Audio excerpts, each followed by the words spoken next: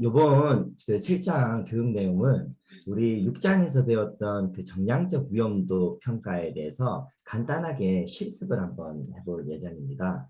그리고 혹시 기억하시는지 모르겠는데 그 정량적 위험도 평가에는 기본적으로 확률론적 분석 기법이 있고 또 결정론적 분석 기법이 있다고 말씀드렸습니다. 그래서 이번 시간에 저희가 확률론적 분석 기법에 대해서 간단하게 실습을 해보면서 또 결정론적 분석 기법과는 또 어떤 차이가 결과적으로 어떤 차이가 있는지도 간단하게 보도록 하겠습니다. 그리고 또 실습을 시작하기에 앞서서 제가 본 실습을 조금 간단하게 간편하게 할 수 있도록 좀 심플리파이 시킨 게 없지 않아 있습니다. 그래서 본 실습이 전체적인 어떤 시스템의 흐름을 보여주는데 포커스가 되어 있고 그 결과 자체로는 조금 더 실질적으로 우리가 정량적 위험도 분석을 할 때는 요거보다 조금 더 포괄적이고 좀 디테일하다는 거 미리 말씀드리도록 하겠습니다. 오늘 저희가 살펴볼 저 실습 내용은요. 제가 여러 번 소개드렸던 선박인데요. 우리나라의 전 세계의 세계 최초 LNG 벌크 추진 벌크 캐리어입니다. 그 동해하고 광양 오고 가는 인데요. 그 선박의 LNG 벙커링에 대해서 그 정량적 위험도 평가를 우리 함께 해보도록 하겠습니다. 자, 목표는 우리 LNG 추진 벌크선의 벙커링에 대한 위험도 평가를 함께 수행을 해서 벙커링 시 발생 가능한 위험으로부터 선박의 안전성을 확보한다. 네, 그게 목표가 되겠고요. 결과물로는 첫 번째 FN 커브, F가 fatality 해서 사람이 얼마나 많이 죽느냐.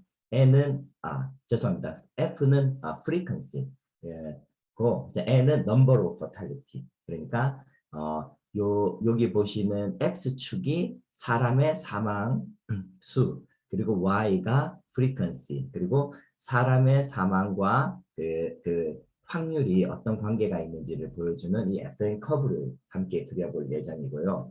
그 다음으로는 우리가 벙커링을 할 때 그러면 어느 정도 위험 범위가 설정이 되어야 되는지 확인을 하고, 그리고 그 존을 우리가 안전존이라고 하는 세이프티 존으로 만들어서 그 내에는 작업자 이외에 제3자가 출입을 하는 것을 이제 금하고, 또 그 내부는 이제 방폭이라든지 이런 장비들을 설치를 하도록 해서 실질적으로 LNG가 누출이 일어나게 되더라도 화재나 폭발로부터 위험을 방지할 수 있는 그런 존을 세우는 것까지 이렇게 해보도록 하겠습니다.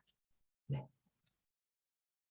혹시 중간에 질문 있으시면 언제든지 해주시면 감사드리겠습니다. 자, 그래서 앞에 우리 6장에서 살펴본 정량적 위험도 평가 프로세스 제가 한 번 더 상기해보고자 합니다.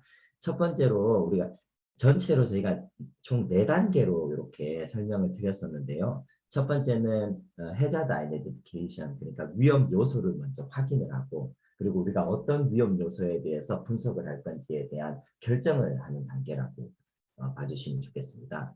그리고 그러면 그 위험 요소가 식별이 되고 나면 그 위험 요소의 사고 발생 빈도는 어떻게 되는지 알아보는 사고 빈도 분석 또는 frequency analysis라고 하는 단계를 거치고요. 그리고 동시에 해당 위험 요소가 얼마나 큰 영향력을 가지는지, 임팩트를 가지는지를 확인하는 피해 예측 분석, consequence analysis를 거치게 됩니다. 그리고 이 2번과 3번의 내용들이 합쳐져서, 그러니까 frequency와 consequence가 합쳐져서 결과적으로 위험도가 되지 않습니까? 그래서 그 위험도가 과연 어떻게 되는지, 그리고 허용 가능한 수준인지를 확인을 하고, 허용 가능한 수준이면 우리가 그것을 그대로 사용할 수 있게 되고, 그렇지 않으면 추가적인 리스크 컨트롤이라고 하는 추가적인 프로세스를 통해서 위험도를 맞출 수 있는 방향을 제시해서 다시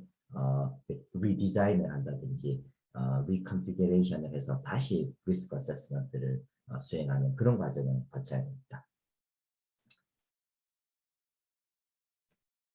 네, 그래서 앞서 우리가 살펴봤던 정량적 위험도 평가 방법을 저 LNG 추진 선박의 벙커링의 정량적 위험도 평가 시에 요렇게 제가 한번 6가지 스텝으로, 아니죠, 총 7가지 스텝으로 이렇게 한번 나눠봤습니다. 첫 번째인 위험 요소 확인이라고 하는 스텝은 스텝 제로로 제가 만들었고요. 그래서 벙커링 중에 발생이 가능한 질식이나 폭발 사고에 대한 것을 제가 위험 요소라고 사전에 제가 정의를 해놓도록 하겠습니다.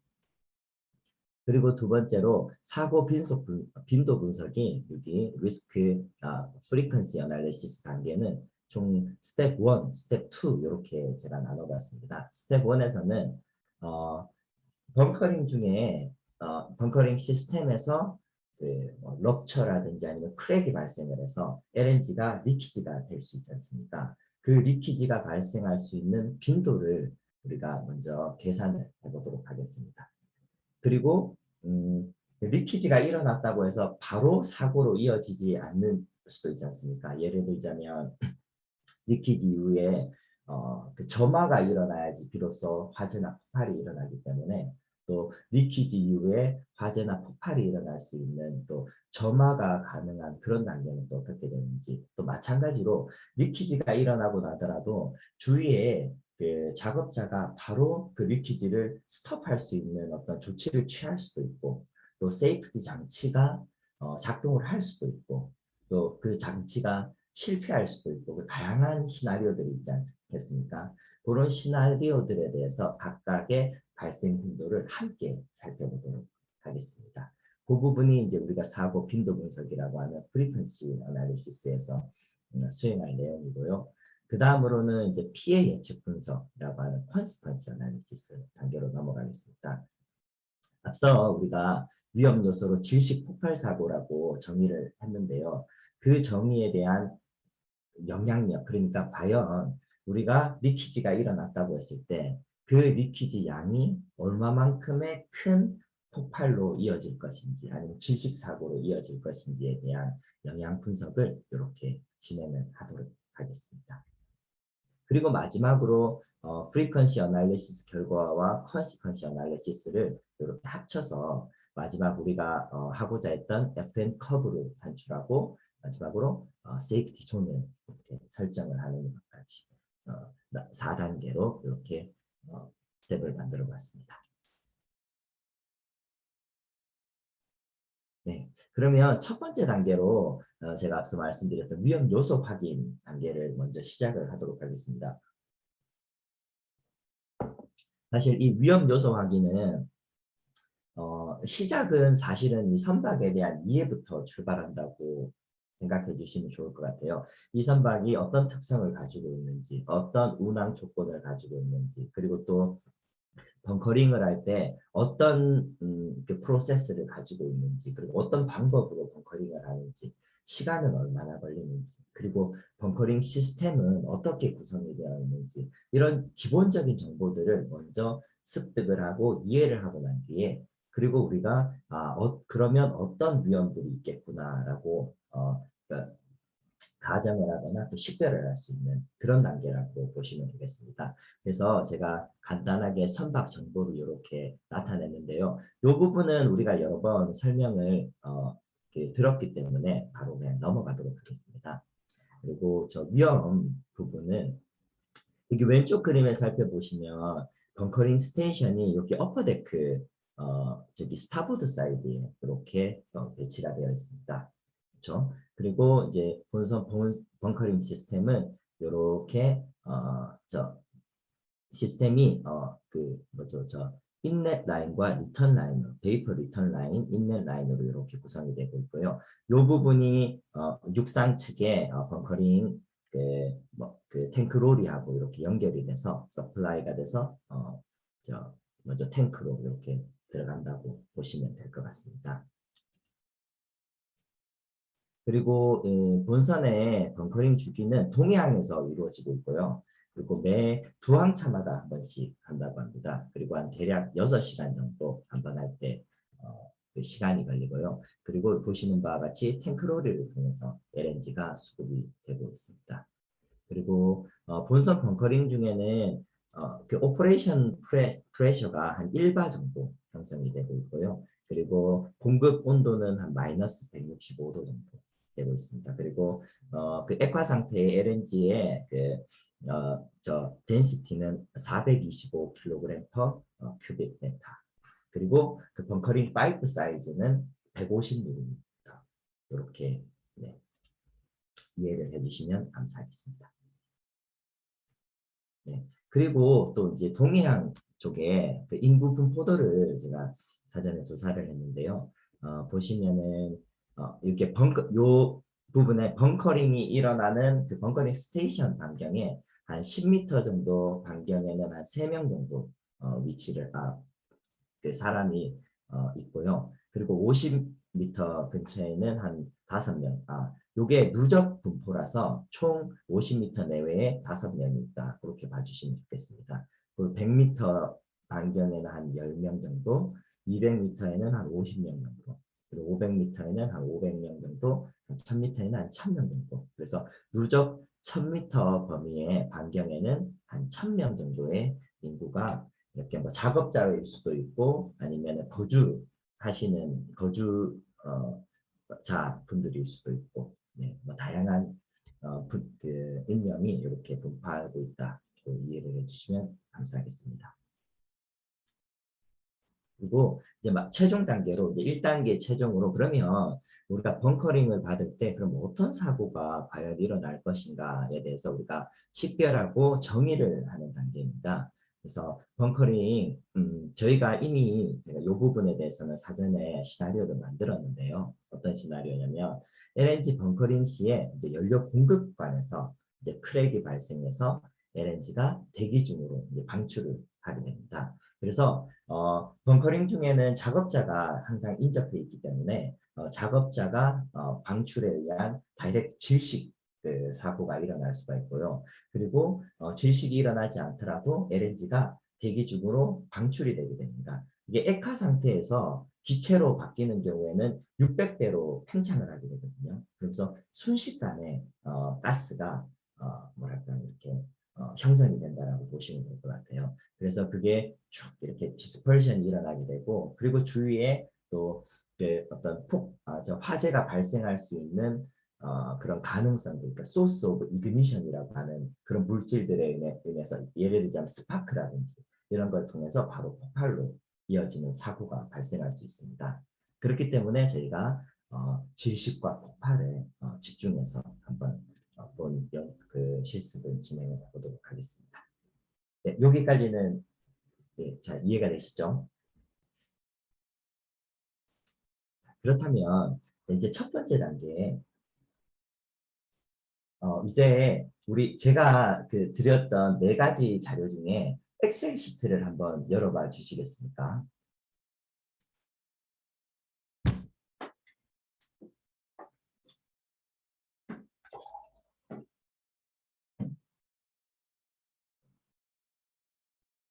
네, 다 열어 주셨습니까?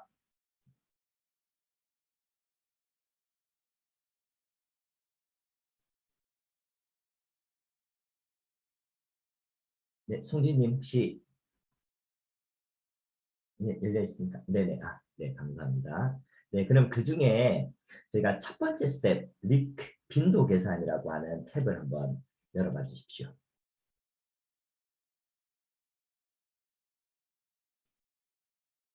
네, 그러면 제가 이제 이렇게 본격적으로 우리가 프리퀀시 어널리시스부터 한번 수행을 해보도록 하겠습니다.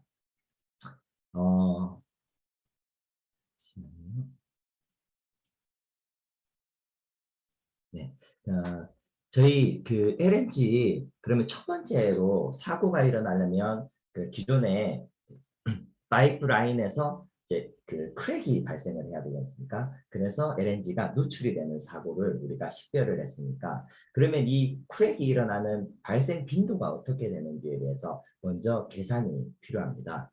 그렇게 하기 위해서 저희가 어떤 자료를 참고를 할 예정이냐면 그 DMV에서 발행된 Frequency Failure Guideline이라고 하는 책이 있습니다. 제가 레퍼런스로 같이 전달드렸는데 그 책도 한번 열어봐 주시면 감사하겠습니다. 이 책은 어떤 데이터를 가지고 있냐면 케미컬 인더스트리에서 수십 년간 그 수많은 종류의 그 케미컬 시스템들을 사용을 했지 않습니까? 그러다 보니까 그 거기에 대해서 이제 크랙이 일어났던 사고들을 하나하나 다 정리를 해서 실제로 케미컬 시스템의 컴포넌트별로 그게 크랙이 일어날 수 있는 가능성에 대해서 그러니까 확률에 대해서 하나하나 디테일하게 기록을 하는 자료입니다. 그래서 저희가 이 자료를 통해서 LNG 누출 빈도를 계산을 해보도록 하겠습니다.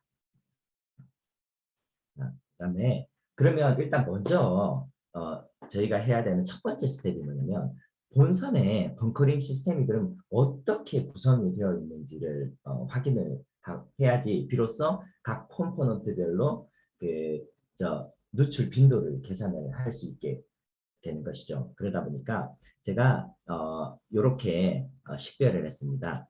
본선에 ESD 밸브라고 하는 Emergency Stop Device 그러니까 오토매틱 스탑 밸브라고 보시면 될 것 같아요. 그 밸브가 이렇게 하나 설치가 되어 있고 그리고 플랜지가 4개가 설치가 되어 있습니다.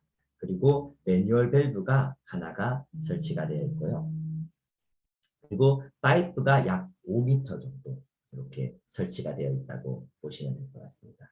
그리고 육상 측은 사실은 저희가 직접적인 데이터가 없어서 본선과 동일한 그 시스템으로 구성이 되어 있는 것으로 그렇게 가정을 하고 저희가 진행을 하도록 하겠습니다.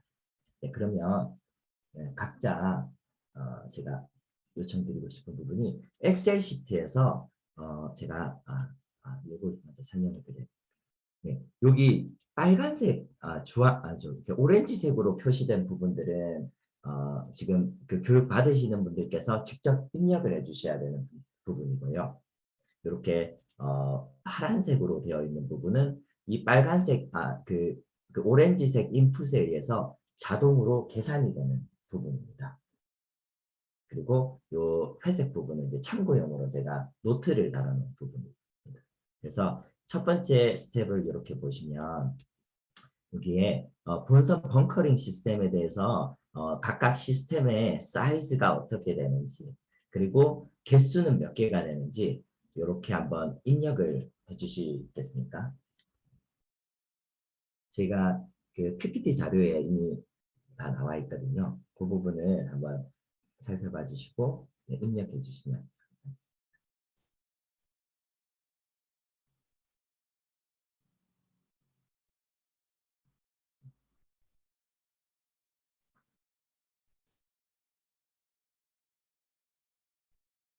네, 여기 보이시죠? 사이즈는 150mm고 그리고 본선에 하나 ESD 밸브 하나, 플랜지 4개, 매뉴얼 밸브 하나, 파이프 5개, 육상도 마찬가지로 그렇게 입력을 해주시면 감사하겠습니다.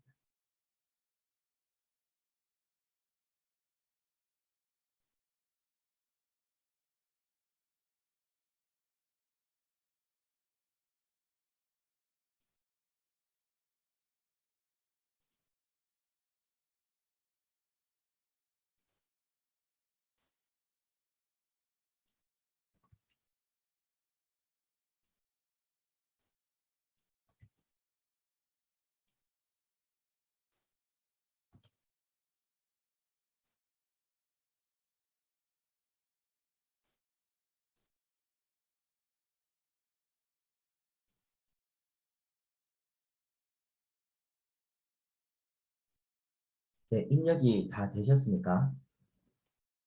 네. 그러면 이제 요 저희의 그 본선 벙커링 시스템을 기반으로 LNG 누출 빈도를 한번 계산해 보도록 하겠습니다. 앞서 말씀드린 대로 저희가 여기 Failure Frequency Guideline, 가이던스 자료를 사용할 예정인데요. 첫 번째로 저희가 뭘 알아볼 거냐면 여기 그 ESD 밸브의 크랙 발생 빈도를 한번 살펴보도록 하겠습니다. 그 자료에 32페이지 한번 열어봐 주시겠습니까?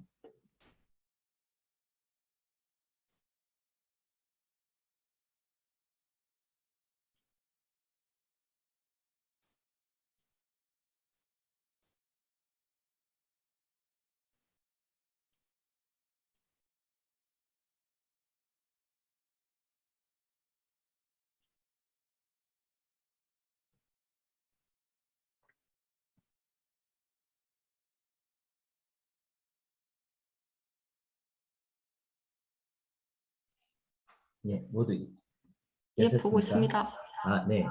네, 32페이지를 보시면 여기 equipment type이라고 해서 actuated valve라고 되어 있죠. 이게 뭐냐면 이제 automatic on-off 형태가 되는 밸브라는 뜻입니다. 그러니까 ESD 밸브가 여기에 actuated valve 타입이라고 보시면 될 것 같아요. 그래서 요 타입에 밑에 프리퀀시 데이터가 이렇게 나와 있지 않습니까? 그죠? 이게 만약에 이 액추에이트 밸브가 0.5인치일 때의 그 크랙 확률, 1인치일 때의 확률, 2인치일 때의 확률, 4인치일 때의 확률, 6인치일 때의 확률 이렇게 나와 있는데요. 저희는 아까 150mm 미터라고 말씀드렸지 않습니까? 이게 6인치에 해당합니다. 150mm가 6인치랑 동등하다고 보시면 될 것 같고요. 그리고 또 세부적으로 우리가 여기 살펴보면 크랙이 일어나더라도 사실은 우리가 조그만한 크랙이 일어날 수도 있고 좀 중간 단계에 제법 큰 홀이 생길 수도 있고 아니면 풀 이렇게 럽처가 일어날 수도 있지 않습니까? 그죠? 그래서 각각에 대해서 여기에 프리퀀시가 이렇게 나와 있어요. 이게 예를 들어 홀이 1mm에서 3mm 정도로 일어날 그 발생 빈도가 5.7에 10의 마이너스 4승 per year. 그러니까 1년에 0.00057번 일어난다. 그렇게 보시면 될 것 같아요. 네, 그리고 이제 3mm에서 10mm 홀이 발생할 가능성은 1.8, 10의 마이너스 4승 per year. 그렇게 된다고 보시면 될 것 같아요. 근데 저희는 조금 그 실습을 간편하고 좀 그 스피드업을 하기 위해서 전체 요 세부적인 부분들을 보지 않고 가정으로 시스템이 그 사고가 발생할 경우에는 이제 100% 풀럽처된다. 그렇게 가정을 하고 한번 빈도를 계산을 해보도록 하겠습니다. 즉 무슨 말씀이냐면 1mm가 리키지가 일어나든 10mm가 일어나든 모두 우리는 이제 풀럽처로 그렇게 생각을 하겠다라는 뜻이고요. 그게 이퀴밸런트한 값이 여기 토탈이라고 되어 있는 부분 보이시죠? 8.28, 1에 10의 마이너스 4승 이 부분. 그렇죠? 이 부분을 우리가 사용을 하면 되겠습니다. 그래서 다시 말씀드리면 6인치의 액추에이트 밸브가 크랙이 발생할 가능성은 그 홀의 사이즈에 관계없이 8.281 10의 마이너스 4승 per year다. 그렇게 보시면 될 것 같습니다. 그래서 요 값을 여기다가 한번 입력해 주시겠습니까? 리키즈 frequency unit 값에. 그래서 요 값이 그 ESD 밸브 하나가 failure에 대한 그 frequency다. 그렇게 봐주시면 되겠습니다. 예, 모두 이해가 되셨죠? 그렇죠? 그러면 나머지 프렌지하고 매뉴얼 밸브하고 파이프도 같은 방식으로 우리가 저 빈도 계산을 해야 됩니다. 그러기 위해서 제가 여기에 페이지 넘버를 이미 이렇게 보여드렸거든요. 그래서 여기 페이지를 찾으셔서 각각 프렌지는 프리퀀시 레이시 어떻게 되고 매뉴얼 밸브는 어떻게 되고 파이프는 어떻게 되는지를 확인하시고 엑셀 시트에 한번 입력 부탁드리겠습니다. 그리고 마지막으로 저에게 그러면 토탈 리퀴지 프리퀀시가 어떻게 되는지 한번 알려주십시오.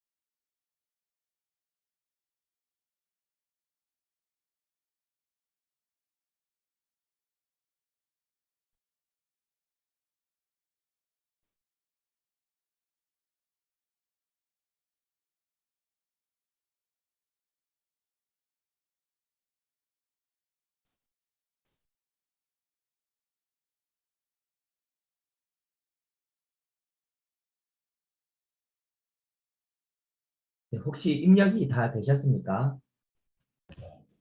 네, 네, 그러면은 그 토탈 리키지 프리퀀시가 어떻게 나왔는지 저한테 한번 알려주시겠습니까? 저는 3.53 곱하기 10의 마이너스 3승 나왔습니다. 아, 거의요. 네, 네, 맞습니다. 네, 혹시 다들 이렇게 나오셨습니까? 네, 3.53, 그렇게 10의 마이너스 나왔습니다. 3승. 아, 네, 감사합니다. 자, 이게 어떻게 계산이 된 거냐면, 여기 리키지 프리퀀시는 유닛당 그 리키지 프리퀀시지 않습니까? 그래서 여기 요 값에 저희는 실제로 본선 측하고 그 피더 측 각각 두 개가 있기 때문에 요 기존 유닛 값에 두 개가 곱해진 값이 ESD 밸브의 토탈 리키지 프리퀀시가 되는 거고요. 마찬가지로 플랜지의 경우에는 8개가 있기 때문에 유닛당 프리퀀시에 8을 곱해서 이렇게 토탈 리키지가 되고 매뉴얼 밸브의 경우에도 2개가 곱해지고 파이프의 경우에 10개가 곱해져서 이렇게 계산이 됐습니다. 그리고 이 값들이 전체 합산이 되게 되면 우리가 전체 벙커링 시스템의 그 LNG 리키지 빈도를 그 계산이 되는 것이죠. 그렇죠? 그래서 전체 벙커링 시스템의 누출 빈도는 3.53 CL-3승 per 이하다. 네, 이해가 되십니까? 그래서 네, 그러면 바로 다음 단계로 한번 넘어가 보도록 하겠습니다. 그러면 우리가 이제 리키지가 일어났습니다. 그 다음에 앞서 제가 잠깐 설명드린 것처럼 리키지가 일어났다고 해서 바로 다이렉트로 뭐 사고가 일어날 수도 있고 또 아닐 수도 있지 않습니까? 왜냐하면 본선 자체에도 다양한 종류의 세이프티 장치들이 있을 거란 말이죠. 그렇죠? 그렇기 때문에 그러면 실제로 이게 우리가 걱정하고 그 염려하는 사고로 일어날 수 있는 그런 확률은 어떻게 되는지를 그 저희 지난 시간에 잠깐 살펴봤던 이벤트리 어널리시스라고 하는 기법을 통해서 한번 살펴보도록 하겠습니다. 여기에서 나오는 잠깐 제가 설명을 드리면 요 이니셜 리퀴지라고 하는 부분은 아까 저희가 빈도 발생 계산을 했던 그 벙커링 시스템에서 그 시스템 크랙으로 인해서 리퀴지가 일어난 상태가 되고요. 그리고 리퀴지가 일어나게 되면 보시는 것처럼 퓨얼 프레셔 리퀴지가 있고 제로 프레셔 리퀴지 두 가지 형태의 시나리오로 나눠질 수가 있습니다. 이게 무슨 말이냐면 벙커링을 하게 되더라도 우리가 항상 그 일정 압력이 그 디자인 압력이 걸려 있는 건 아니잖아요. 예를 들면 그 압력이 조금 이렇게 뭐랄까요 이렇게 왔다 갔다 할 수도 있고 아니면은 또 어떤 경우에는 그 파이프라인 안에 압력이 없을 수도 있거든요. 그래서 그런 확률들이 서로 다른 확률들이 있을 수 있다는 거 한번 생각을 해주시면 좋을 것 같고 그리고 그러면 압력이 걸려 있는 상태에서 럽처가 일어나게 되면 풀 그 리크 그리고 리미티드 리크라고 하는 이런 두 가지 시나리오를 우리가 또 생각해 볼 수가 있는데 이게 뭐냐면 작업자가 그 상주에 있지 않습니까? 우리가 벙커링을 하게 될 때 그때 작업자가 리키지가 일어난 상황을 바로 식별을 하고 그리고 바로 조치를 취해서 리키지가 바로 이제 스탑이 되는 그 시나리오를 우리가 리미티드 리키지라고 그렇게 정의를 하도록 하겠습니다. 그리고 그 기간은 이제 실제적으로 리키지가 일어나는 시간 한 10초 내에 또 그렇게 정의를 하도록 하겠습니다. 그리고 이제 풀 리키지의 경우에는 이 작업자가 리키지가 일어나는 것을 이제 확인을 못하고 계속 그 리키지가 일어나는 상태로 놔두게 되는 그런 시나리오가 풀 리키지 시나리오라고 보시면 될 것 같고요. 그렇지만 풀 리키지가 일어나게 되더라도 본선에 세이프티 장치가 있습니다. 갑자기 프레셔가 드랍이 되게 된다든지 아니면은 뭐 어떤 요인에 의해서 앞서 우리가 살펴봤던 ESD 밸브, 이머전시 스탑 디바이스가 오토매틱하게 이렇게 작동을 하게 돼서 시스템이 이렇게 셧다운이 되도록 그렇게 하는 안전장치가 있거든요.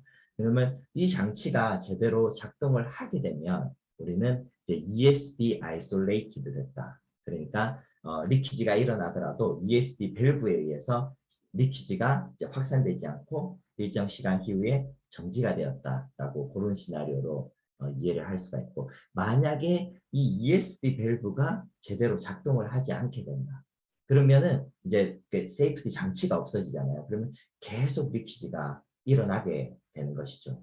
그 경우에는 이제 리키지 양이 뭐 감당할 수 없을 만큼 많아지게 되고 또 리키지 시간도 길어지게 됩니다. 그래서 저희는 ESD 아이솔레이티드 되는 그 시스템 그 시간을 60초 내외 작동을 해서 시스템이 셧다운이 된다라고 그렇게 가정을 했고요. 그리고 ESD 밸브가 제대로 작동을 하지 않은 경우에는 한 5분 이상 그 리키지가 계속 일어나게 된다. 그렇게 시나리오를 이렇게 만들어 봤습니다.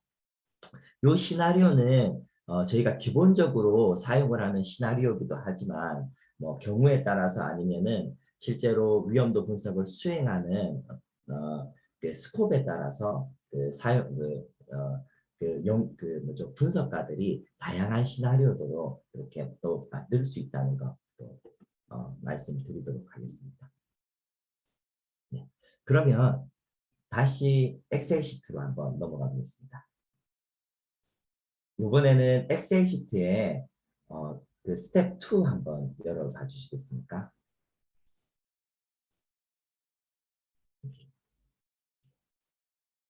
네, 폭발 사고 시나리오 빈도 탭. 네, 다 열어주셨죠?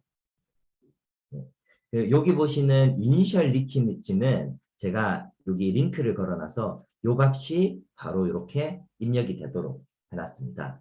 그리고 이제 그러면 저희가 만들어 놓은 이 사고 시나리오, 이벤트리에 있는 이 사고 시나리오에 각각 시나리오별 발생 확률을 이렇게 입력을 해야 될 것 같습니다. 그러면 요 값을 입력을 하기 위해서 저희가 다시 아까 DMV 자료인 frequency the failure 그 가이던스를 한 번 더 열어보도록 하겠습니다.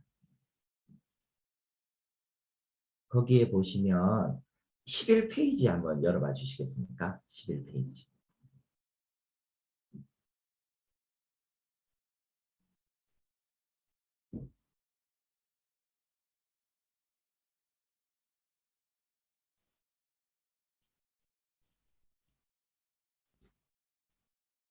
네. 11페이지에 보시면 여기 이벤트리 그 피겨 4라고 해서 요 값이 있는데 혹시 보이시나요?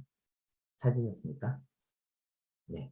사실은 여기 이벤트리 값과 그 시나리오와 저희가 앞서 만들었던 시나리오가 동일한 시나리오입니다. 그래서 여기에 각각의 확률들이 이렇게 나와 있죠. 풀 프레셔 리키지는 94%, 제로 프레셔는 6%, 풀 리키지는 49%, 리미티드 리키지는 51%, 그리고 레이트 아이솔레이션은 7%, ESD 아이솔레이션은 93% 이렇게 되어 있습니다. 그래서 여기 요 값들을 우리 그 이벤트리 값에 이렇게 입력을 한번 부탁드리겠습니다.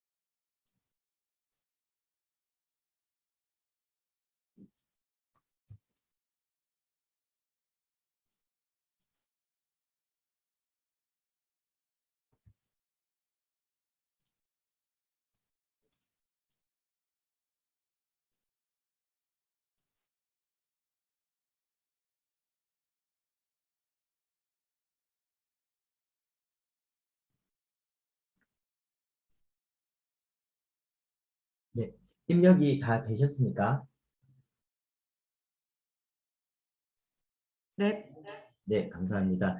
보시는 것처럼 이렇게 입력이 되셨는지 한번 체크해 주십시오. 이게 94%였지 않습니까? 그래서 저희가 0.94를 여기 입력하고 제로 프레셔는 6%였기 때문에 0.06을 이렇게 입력을 했습니다. 마찬가지로 나머지 부분도 이렇게 이제 입력이 됐습니다. 네, 동일하게 입력해 주셨죠? 네, 감사합니다. 그러면 저희가 요 이벤트를 통해서 한 번 더 사고 시나리오를 제가 한번 리피스트를 한번 해보도록 하겠습니다. 전체 보면 여기 잠시만요. 예, 어, 저희가 late isolation 시나리오가 있고 ESB isolation 시나리오가 있고 limited leak 시나리오가 있고 제로 프레셔 릭 시나리오 이렇게 네 가지가 있지 않습니까? 근데 제로 프레셔 리키지의 경우에는 실제로 럽처가 일어나도 안에 압력이 없기 때문에 누출이나 이런 것들이 거의 없다 이렇게 보시면 좋을 것 같아요. 그래서 사실은 사고가 일어나지 않을 가능성이 높기 때문에 저희는 이 부분은 그냥 노 액시던트로 그렇게 고려를 하도록 하겠습니다. 그리고 그렇지만 리미티드 리키지의 경우에는 저희가 10초 동안 리키지가 일어난다. 그렇게 가정을 하고요. ESD 아이솔레이티드 시나리오의 경우에는 60초 동안 리키지가 일어난다. 실제로 시퀀스가 일어나야 되지 않습니까? 리키지가 일어나고 프레셔 드롭이 떨어지고 그다음 ESD 밸브가 작동이 되는 데까지 시간이 걸리기 때문에 보통 저희 앞서 보여드렸던 DMV 가이드라인에서도 한 60초에서 90초 정도를 스탠다드로 삼고 있습니다. 그래서 저희가 60초 정도 후에 ESB 밸브가 제대로 작동을 해서 리키지가 멈춰진다. 그렇게 보시면 될 것 같고요. 그리고 마지막으로는 이제 레이 아이솔레이션의 경우에는 5분 동안 리키지가 무절제하게 일어나게 된다라고 하는데요. 그러면 어찌됐건 간에 리키지가 일어나게 되면 결국은 화재나 질식에 영향에 노출이 되게 되지 않습니까? 그렇죠? 그러면 각각의 요 리키지 시나리오별로 그렇다면 폭발이 일어나기 위해서 점화가 일어날지 안 날지에 대한 또 하나의 사고 시나리오가 이렇게 만들어져야 될 것 같습니다. 예를 들면 네이트 아이솔레이션에서 그렇다면 이그니션이 될 가능성은 어떻게 되고 이그니션이 안 될 가능성은 또 어떻게 되는지 그렇죠? 이그니션이 일어나게 되면 이건 폭발로 일어나게 되는 거고 이그니션이 안 일어나면 요거는 질식으로 간주가 되는 거죠. 그렇죠? 마찬가지로 ESD 아이솔레이션의 경우에도 그 이그니션이 일어나면 폭발이 되는 거고 이그니션이 안 일어나면 질식이 되는 거고 네, 마찬가지로 10초 이 리미티드 리키지에서도 이그니션이 일어나면 폭발, 이그니션이 안 일어나면 질식. 그래서 총 6가지의 그 사고 시나리오가 이렇게 완성이 되게 됩니다. 그 제가 좀 쉽게 하기 위해서 요 코드를 넣었는데 이제 요 레이트 아이솔레이션에서 이그니션이 일어나는 걸 E1, 레이트 아이솔레이션에서 이그니션이 안 일어나는 걸 A1, 그리고 ESD 아이솔레이션에서 이그니션이 일어나면 E2, 이그니션이 안 일어나면 A2, 그리고 리미티드 리키지에서 이그니션이 일어나면 E3, 그리고 이그니션이 안 일어나면 A3 이렇게 코드를 넣어봤습니다. 여기서 하나 저희가 빠진 부분이 있는데요. 그게 뭐냐면 저희가 요 이그니션에 대한 프로바빌리티 확률을 우리가 아직 계산을 안 했지 않습니까? 그렇죠? 그죠? 계산 안 했죠. 근데 이거는 뭐랑 연결이 되어 있냐면 사실은 리키지 양과 리키지 레이트 그러니까 그 뭐죠? 누출 그 양과 관련이 있어요.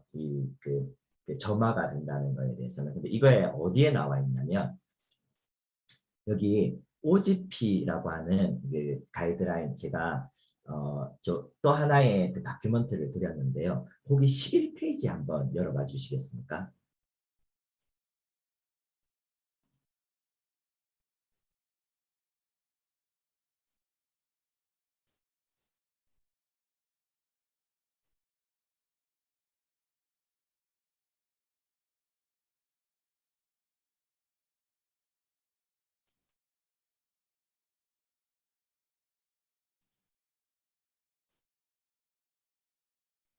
네, 보고 있습니다. 네, 네, 감사합니다.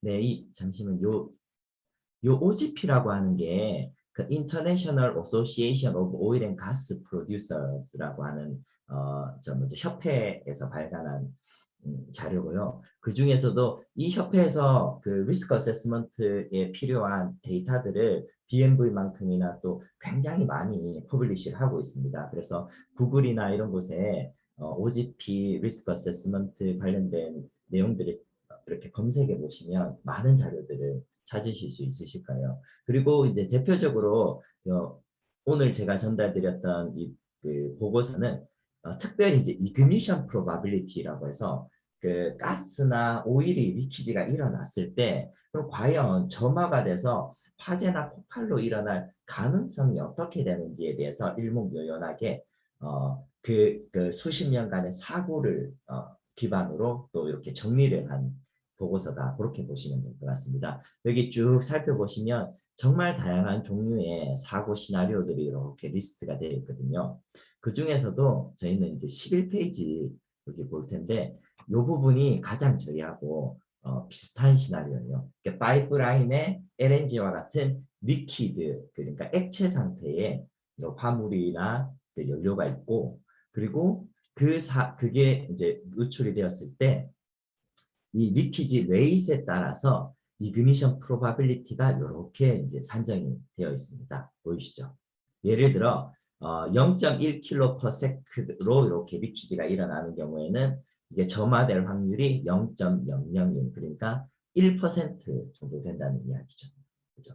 그리고 또 예를 들어 한 릴리즈 레이시 한 100 kg/s 정도가 되면 한 7%로 상당히 상승한다는 걸 알 수가 있습니다. 그러면 저희는 이 테이블을 통해서 먼저 확인해야 봐야 될 것이 그러면 리퀴지 레이시 얼마나 되는지를 알아야지 우리가 이그니션 프로바빌리티를 계산을 할 수 있겠구나 하는 그런 간접적인 그 정보를 확인을 할 수가 있는 것이죠.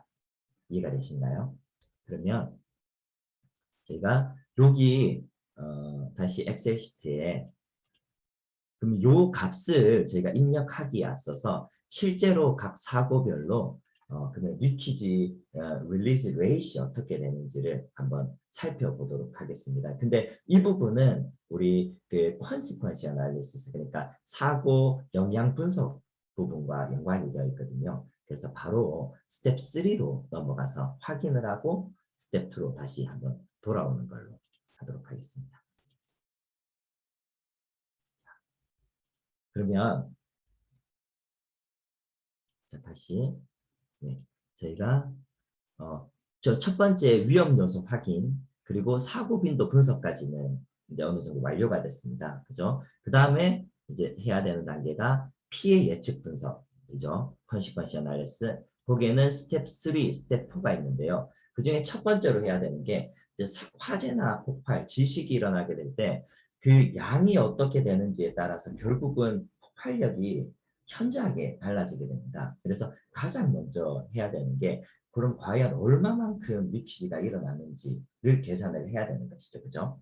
그리고 난 뒤에 그 리퀴지 양이 실제로 화재나 폭발로 이어졌을 때 그 영향력이 어떻게 되는지를 스텝 4에서 살펴보도록 하겠습니다.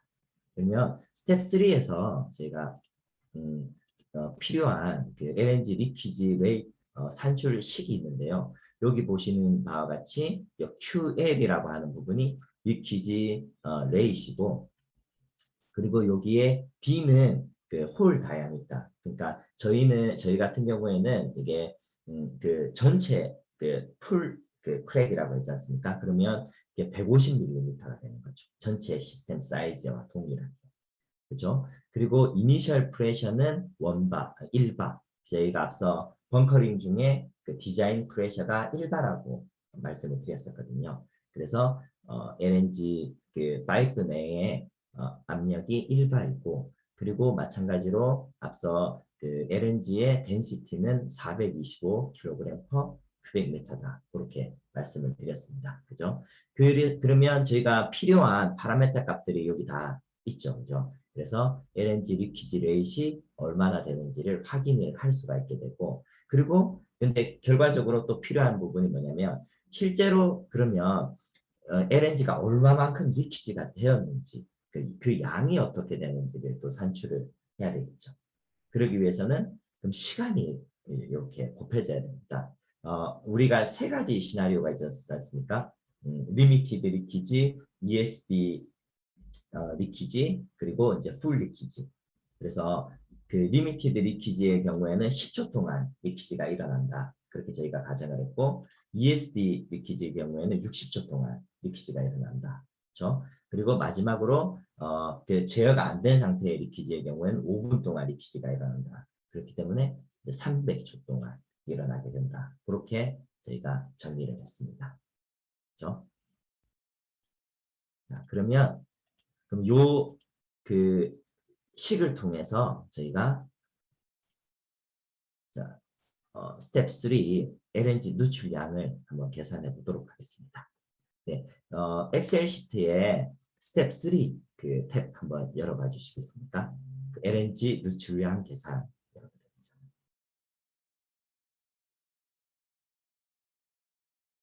네, 그럼 예, 다 열어주셨죠? 그러면 여기 빨간색으로 되어 있는 이 부분을 한번 파라메타 값들을 한번 입력해 주시겠습니까? 그러면 자동으로 리퀴지 양이 이렇게 계산이 되도록 설계가 되어 있습니다.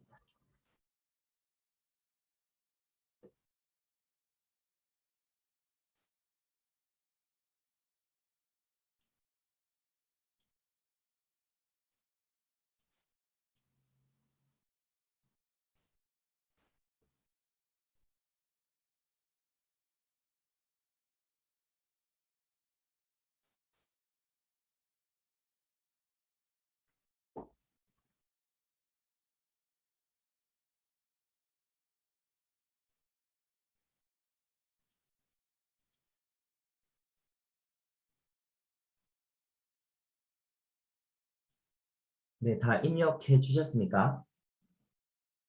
네, 그러면 리퀴지 레이시 어떻게 되는지 한번 저한테 알려주시겠습니까? 97.41kg/s 나옵니다. 네, 맞습니다. 그리고요. 그리고 리퀴지 레이션이 300, 네, 60 이렇게. 네, 다 모두들 이렇게 나오셨습니까? 네, 네, 그 사고 시나리오가 여러 개가 있긴 했지만 실제로 풀 럽처이기 때문에 리퀴지 레이스는 동일합니다.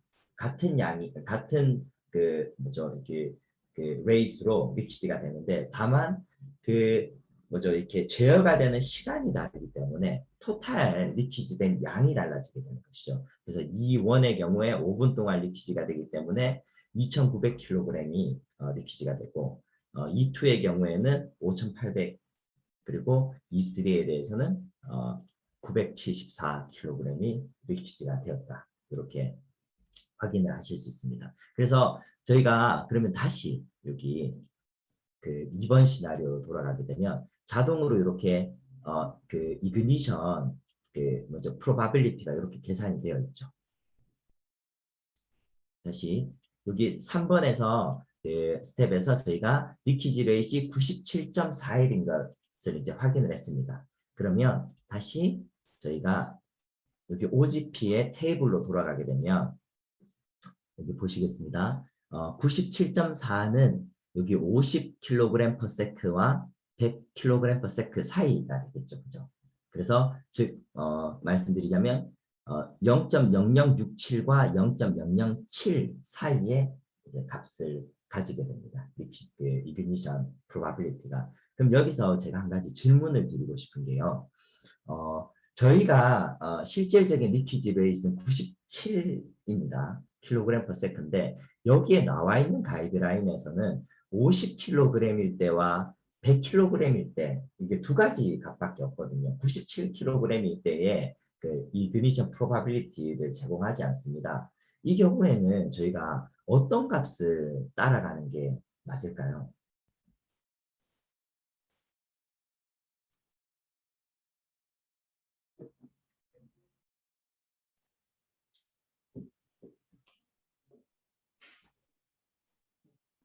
보수적으로 생각해서 100을 따라가는 게 맞지 않을까 생각합니다. 네, 맞습니다. 네, 그 리스크 어세스먼트, 세이프티 어세스먼트에서는 만약에 다양한 종류들의 옵션들이 있고 uncertainty가 있을 경우에는 항상 보수적인 스탠스를 취하셔야 됩니다. 왜 그러냐면 저희가 리스크 어세스먼트를 하고 난 뒤에 그 결과가 나왔지 않습니까? 근데 이것보다 실제로는 더 안전한 것에 대해서는 괜찮습니다. 근데 우리가 리스크 어세스먼트를 했는데 이것보다 더 위험한 상황이 발생을 하게 돼서는 안 되는 거죠. 그러면 우리가 뭐라 그래야 되나요? 그러니까 실제로 저희가 그 안전을 그 사고를 방지하고자 했던 원래의 목표를 만족을 할 수가 없기 때문에 그렇기 때문에 항상 그 세이프티 어세서나 이벨리에이터들의 경우에는 항상 보수적인 값을 가지고 온다라는 점 네, 이해해 주셨으면 감사하겠습니다. 그래서 저희가 97kg이었지만 100kg 조금 더 보수적인 값으로 100kg일 때의 probability를 가지고 왔습니다. 그래서 보시면 여기 7%가 이렇게 값이 들어가게 되고요. 그다음에 7%가 이그니션이고 이그니션이 일어나지 않을 가능성이 93% 각각 이렇게 값이 자동으로 입력이 되었습니다. 그 결과로 실제로 각각 6개의 사고 시나리오별 그 프리퀀시가 이렇게 계산이 됩니다. 요 값은 예를 들어 요 첫 번째 시나리오의 경우에는 요 이니셜 리키지 프리퀀시 곱하기 풀 프레셔 리키지 곱하기 풀 리키지 곱하기 레이트 아이솔레이션 값, 요 probability를 그리고 이그니션 값까지 다 곱해지게 되면 요 그 사고 시나리오 값이 되는 것이죠. 여기 제가 클릭을 해보면 요게 이렇게 다 이제 곱하기로 형성이 되어 있습니다. 마찬가지로 두 번째 질식의 경우에도 요렇게 요 각각의 probability들이 다 합산 이제 곱하기가 되어 있음을 알 수 있습니다. 첫 번째도 이 경우에는 요거 요렇게 곱해서 그 값이 나오는 거죠. 요게 이제 이벤트리 프로세스라고 보시면 될 것 같습니다. 그래서 저희가 6가지의 시나리오와 프리퀀시 사고 발생 빈도를 이렇게 확보를 할 수 있었습니다. 여기까지 이해가 되시죠? 네. 그러면 스텝 3는 우리가 LNG 리퀴지 양까지 이렇게 확인이 됐고요. 그러면 그 다음 단계로 저희가 해야 될 부분이 이제 폭발과 질식에 대한 영향력을 분석을 해야 됩니다. 사실 폭발 해석을 하기 위해서는 다양한 방법들이 있어요. 가장 많이 사용하는 방법들은 뭐 소프트웨어를 통해서 그 CFD 시뮬레이션, 그러니까 폭발 뭐랄까요, 그 시뮬레이션을 통해서 확인을 할 수도 있고 또 또 간단한 그 수식들을 통해서 경험식들을 바탕으로 저희가 손계산도 가능을 합니다. 그래서 이번 시간에는 저희가 가장 대표적으로 그 폭발 계산에 가장 대표적으로 사용이 되고 있는 TNT 이퀴밸런트 모델이라고 하는 것을 제가 잠깐 소개를 해드리겠습니다. 이거는 어떻게 그 수식인데요. 그 산술식인데 어떻게 만들어지냐면 그 TNT는 폭발물이지 않습니까? 폭발물들을 다양한 그 양을 가지고 이제 실험을 합니다. 테스트를 해서 그리고 그 거리 그 폭발이 일어난 그 장소로부터 이제 몇 미터 거리마다 이렇게 폭발 압력 센서를 이렇게 설치를 하죠.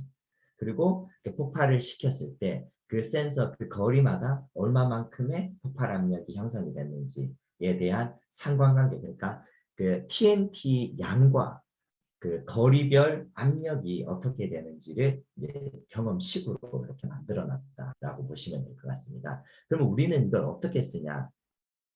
저희는 LNG 폭발이지 않습니까? 내추럴 가스 폭발이지 않습니까? 그래서 TNT 폭발과는 기본적으로 가지고 있는 열량이라든지 그런 것들이 다를 겁니다. 그렇기 때문에 LNG를 TNT로 치환을 해서 그러니까 TNT 이퀴밸런트 한 양이 그러니까 LNG가 TNT로 치환을 했을 경우에 그 이퀴밸런트 한 양이 얼마나 될 것인지를 먼저 계산을 하고 그리고 폭발을 시켰을 때 얼마만큼 그 영향력이 있을지 그렇게 산정을 해보도록 하겠습니다.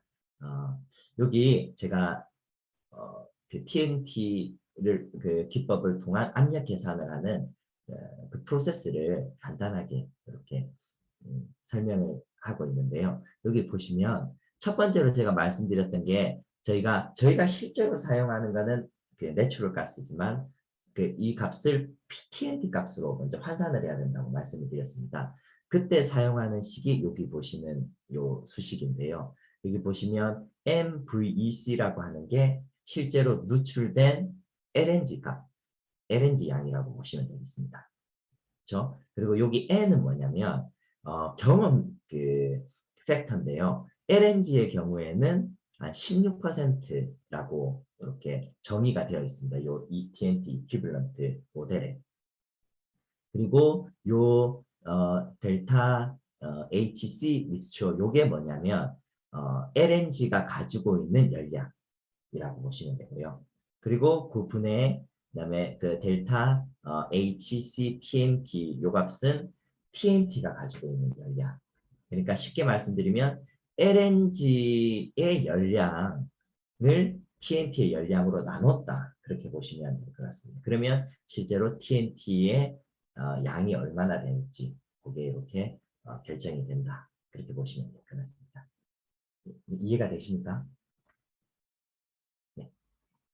그리고 그러면 PMP 양이 이렇게 결정이 되게 되면 그 다음으로 진행하는 부분이 거리별 스케일 파라메타 계산이라고 하는 부분인데요. 이게 뭐냐면 저희가 마지막으로 거리별 폭발 압력을 계산을 해야 되는데 그 중간 단계로 그 ZE라고 하는 중간 파라메타를 하나 정의를 했다라고 생각을 해주시면 될 것 같아요. 그리고 요 RD라고 하는 거는 뭐냐면 거리를 나타내는 겁니다. 그러니까 뭐 1m일 수도 있고 10m일 수도 있고 100m가 될 수도 있고 뭐 그거는 저희가 알고자 하는 그 거리의 압력을 계산할 때 필요한 그 파라메터가 되는 것이고요. 그리고 여기 그 MTNT는 저희가 계산한 요 MTNT 값, 요 파라메터가 바로 이렇게 나오게 됩니다. 그래서 요 수식의 결과로 저희가 ZE라고 하는 거는 거리별 스케일 파라메터 값을 이제 확인하는 작업이다. 그리고 이 스케일 파라메터가 세 번째 단계인 거리별 폭발 압력을 계산할 때 인풋 값으로 사용이 됩니다. 그래서 예를 들어 저희가 1m 거리에 폭발 압력을 계산하고 싶다. 그러면 RD 값이 1m가 돼야 되는 거죠. 그죠? 그럼 1m일 때 이 TNT 값과 합산이 돼서 그 스케일 파라메터 값이 나오게 되고 그 1m의 스케일 파라메터 값이 여기 거리별 폭발 압력 계산식에 들어가서 최종적으로 1m에서 압력이 나오게 되는 것이죠. 그 압력이 어떻게 되는지. 그러면 한 번만 내보겠습니다. 예를 들어 저희가 100m일 때의 압력을 알고 싶다. 그러면 RD 값이 100이 입력이 돼야 되고 그 100m에 해당하는 스케일 파라메터 값이 계산이 되게 되고 그 값이 인풋으로 세 번째 식에 들어가게 되면 그 100m일 때의 압력이 나오게 된다. 이렇게 이해를 해주시면 되겠습니다. 이해가 되시나요? 네. 그러면 다시 저희가 어, 다시 네, 그 엑셀 시트로 들어가서 스텝 4 다시 1으로 한번 가보겠습니다. 제가 벌써 입력을 해버렸네요. 네. 네. 네. 그러면 제가 좀 전에 보여드렸던 그 PPT 자료에 보면 여기 각각의 파라메터 값들이 이미 나와 있습니다. 요 부분은 말고 요 세 부분을 한번 입력해 주시겠습니까? 여기 보시면 제가 여기 있죠. LNG는 열량이 이렇고 efficiency가 이렇고 그다음 TNT의 경우에 열량이 이렇다라는 거.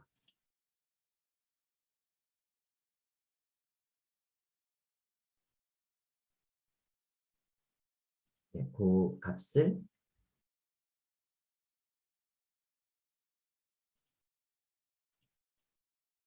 네, 여기다가 입력을 해주시면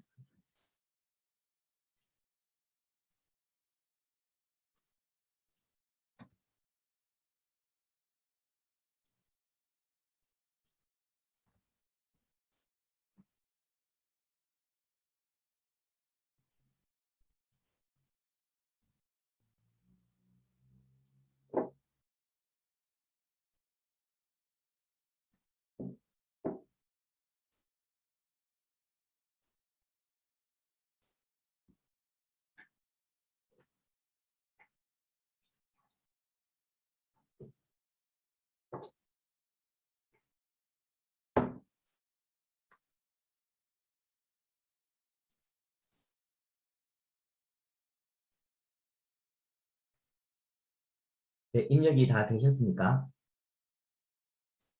네, 감사합니다. 그러면 네, 값이 이렇게 된 거 맞습니까? 네, 맞습니다. 그러면 네, 그러면 저희가 여기 돌아가서 첫 번째 스텝인 TNT 양을 계산하기 위해서 LNG의 양은 잠시만 여기 각각 양은 이렇게 나와 있죠. 우리 시나리오 E1, E2, E3 양이 이렇게 우리 앞서 스텝 3에서 이미 확보를 했고요. 그리고 요 N 값은 우리 0.16, 16%. 그리고 여기 LNG의 열량은 4,900 이게 4,900 네, 킬로줄 퍼 킬로그램. 그리고 TNT의 열량은 4,680. 그렇죠? 그래서 요 수식을 이렇게 대입을 해보면 결과적으로 MTNT 값은 사고 시나리오 1번 그 폭발 1번 시나리오에서는 이렇게 4,900 49,453이 되고 그다음에 2번 시나리오에서는 9,890 그리고 세 번째 시나리오에서는 1,648이 된다. 이렇게 네, 값이 나옴을 저희가 확인할 수 있습니다. 그렇죠? 그러면 이제 두 번째 단계 네, 다시 한번 상기하겠습니다. 첫 번째 저희 각 시나리오의 그 TNT 이퀴블런트 양을 확인을 했습니다. 그 다음에 해야 되는 게 거리별 스케일 파라메타 우리 그 값을 계산해야 되죠. 그러면 여기 두 번째 그리고 세 번째 제가 같이 계산을 했는데 여기 한번 보시겠습니다. 여기 스케일 디스턴스라고 되어 있는 이 부분이 ZE를 의미하고요. 그리고 여기 RD 요 거리가 여기 제가 이렇게 테이블로 이미 만들어 놨습니다. 1m일 때, 2m일 때, 3m일 때에서 제가 120m일 때까지 이렇게 쭉 만들어 놨고요. 이렇게 120m 때까지. 그러면 우리 ZE 값이 스케일 파라메타가 1m일 때 그리고 그 1분의 그리고 저기 TNT 값이잖아요. 그죠? 이 TNT 값은 1번 시나리오의 경우에는 우리 여기 49,453 그죠? 이해가 되십니까? 그러니까 1분의 49,453이 이 1m 거리일 때 스케일 파라메타 값이 되는 것이죠.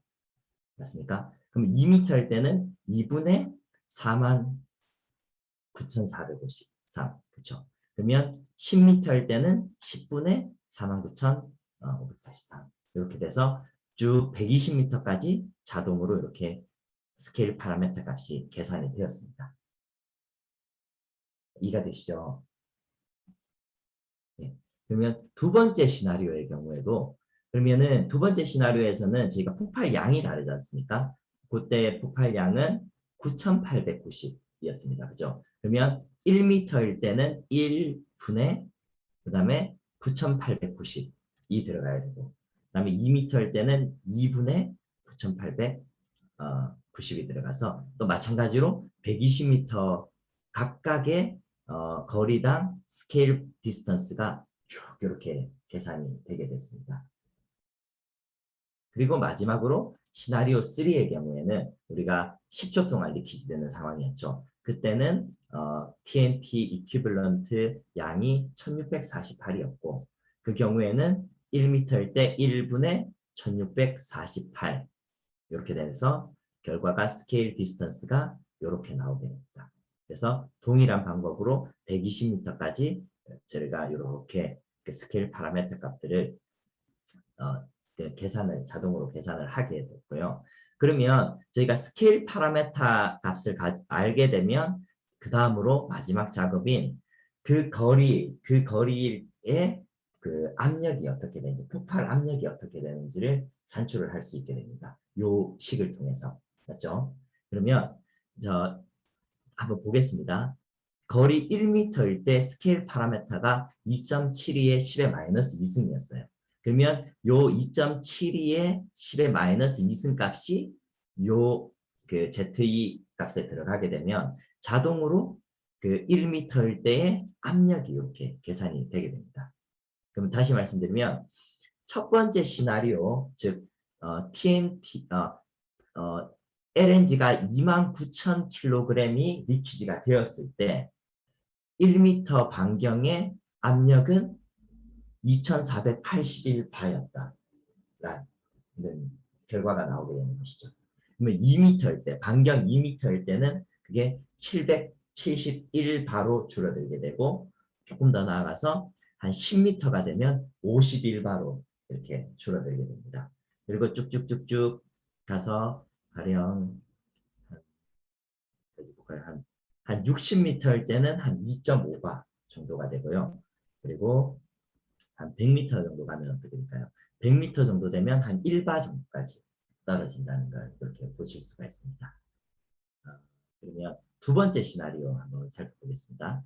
두 번째 시나리오는 마찬가지로 저희가 스케일 파라메타가 여기 1m일 때 있으니까 값을 넣으면 1m의 그 폭발, 그 압력이 어떻게 되는지 계산이 가능하죠. 다시 말씀드리면 2번 시나리오, 즉 5,844kg의 LNG가 누출이 되었을 때 1m 거리 반경의 폭발 압력은 1,000바 정도가 된다라는 것이고, 한 10m 정도에서는 한 20바 정도가 된다. 그렇게 보시면 되겠습니다. 그리고 마지막으로 이제 세 번째 시나리오의 경우에는 총 누출량이 974kg이었습니다. 그죠?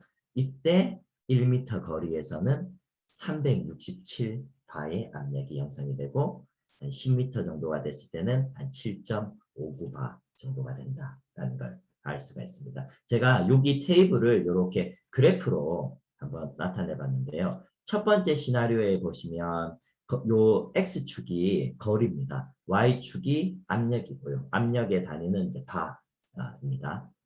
그래서 거리가 점점 멀어지면 멀어질수록 이렇게 기하급수적으로 압력이 떨어지는 걸 확인하실 수가 있습니다. 그렇죠?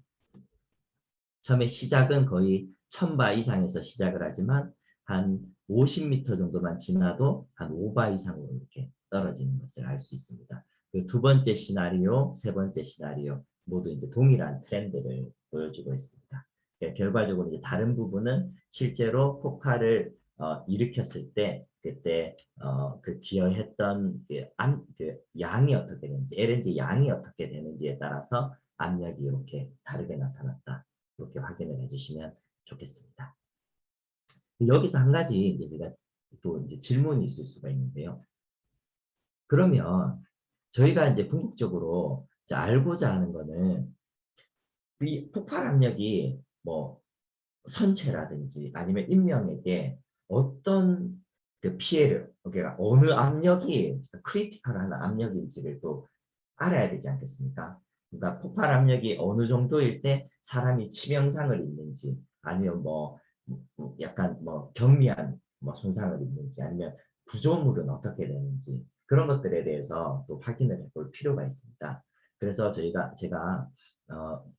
사실 뭐 다양한 기관에서 다양한 종류의 그 오버프레셔, 그러니까 압력과 폭발 압력과 그 가능한 또 그 데미지에 대해서 이렇게 정리를 하고 있습니다. 제가 가지고 온 것은 Office of Response and Restoration이라고 하는 그 헬스 앤 세이프티 기관에서 발행한 자료인데요. 여기에 보시면 오버프레셔마다 어떤 종류의 종류의 그 데미지가 일어날 수 있는지에 대해서 나와 있어요. 그 중에서 저희가 좀 눈여겨볼 만한 부분이 뭐냐면, 요 단위는 푸사이 단위거든요. PSI라고 하는 단위인데, 거기 보시면 14.5에서 29.0인 경우에는 사람이 1%에서 99%까지 사망할 수 있다라고 되어 있습니다. 그렇죠?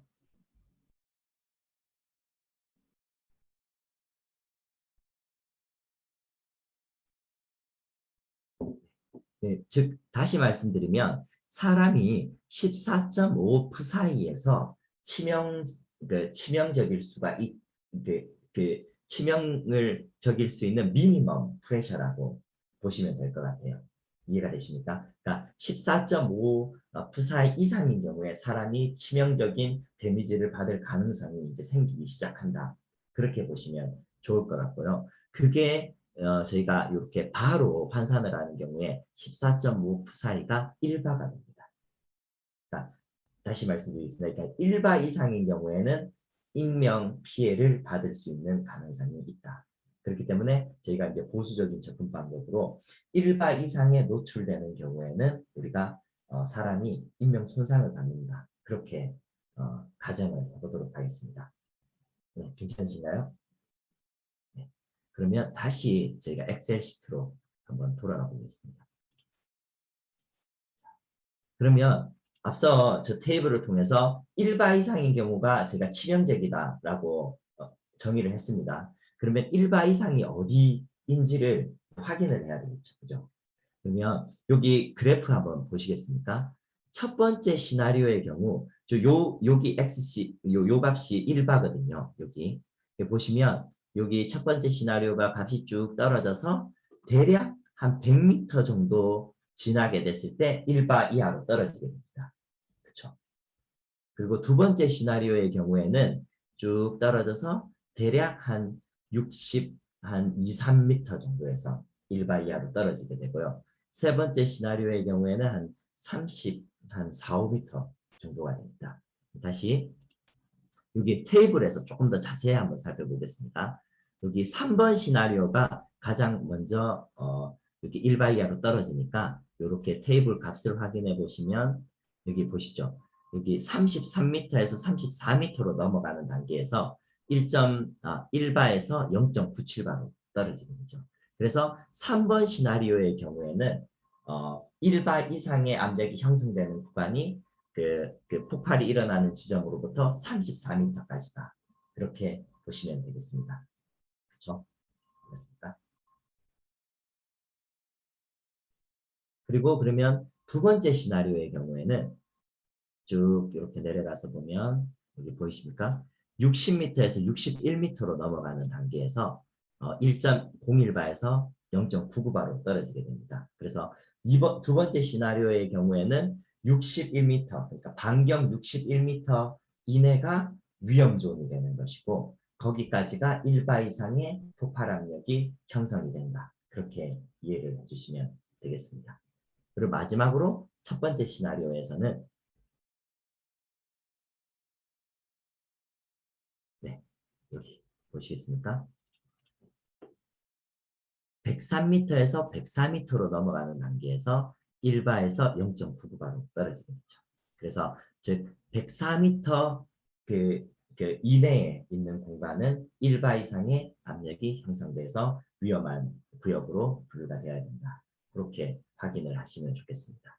그러면 다시 제가 돌아가서 네, 여기에 저희가 이미 답을 말씀드렸는데 여기 위험 거리를 각각 시나리오별로 한번 입력해 주시겠습니까?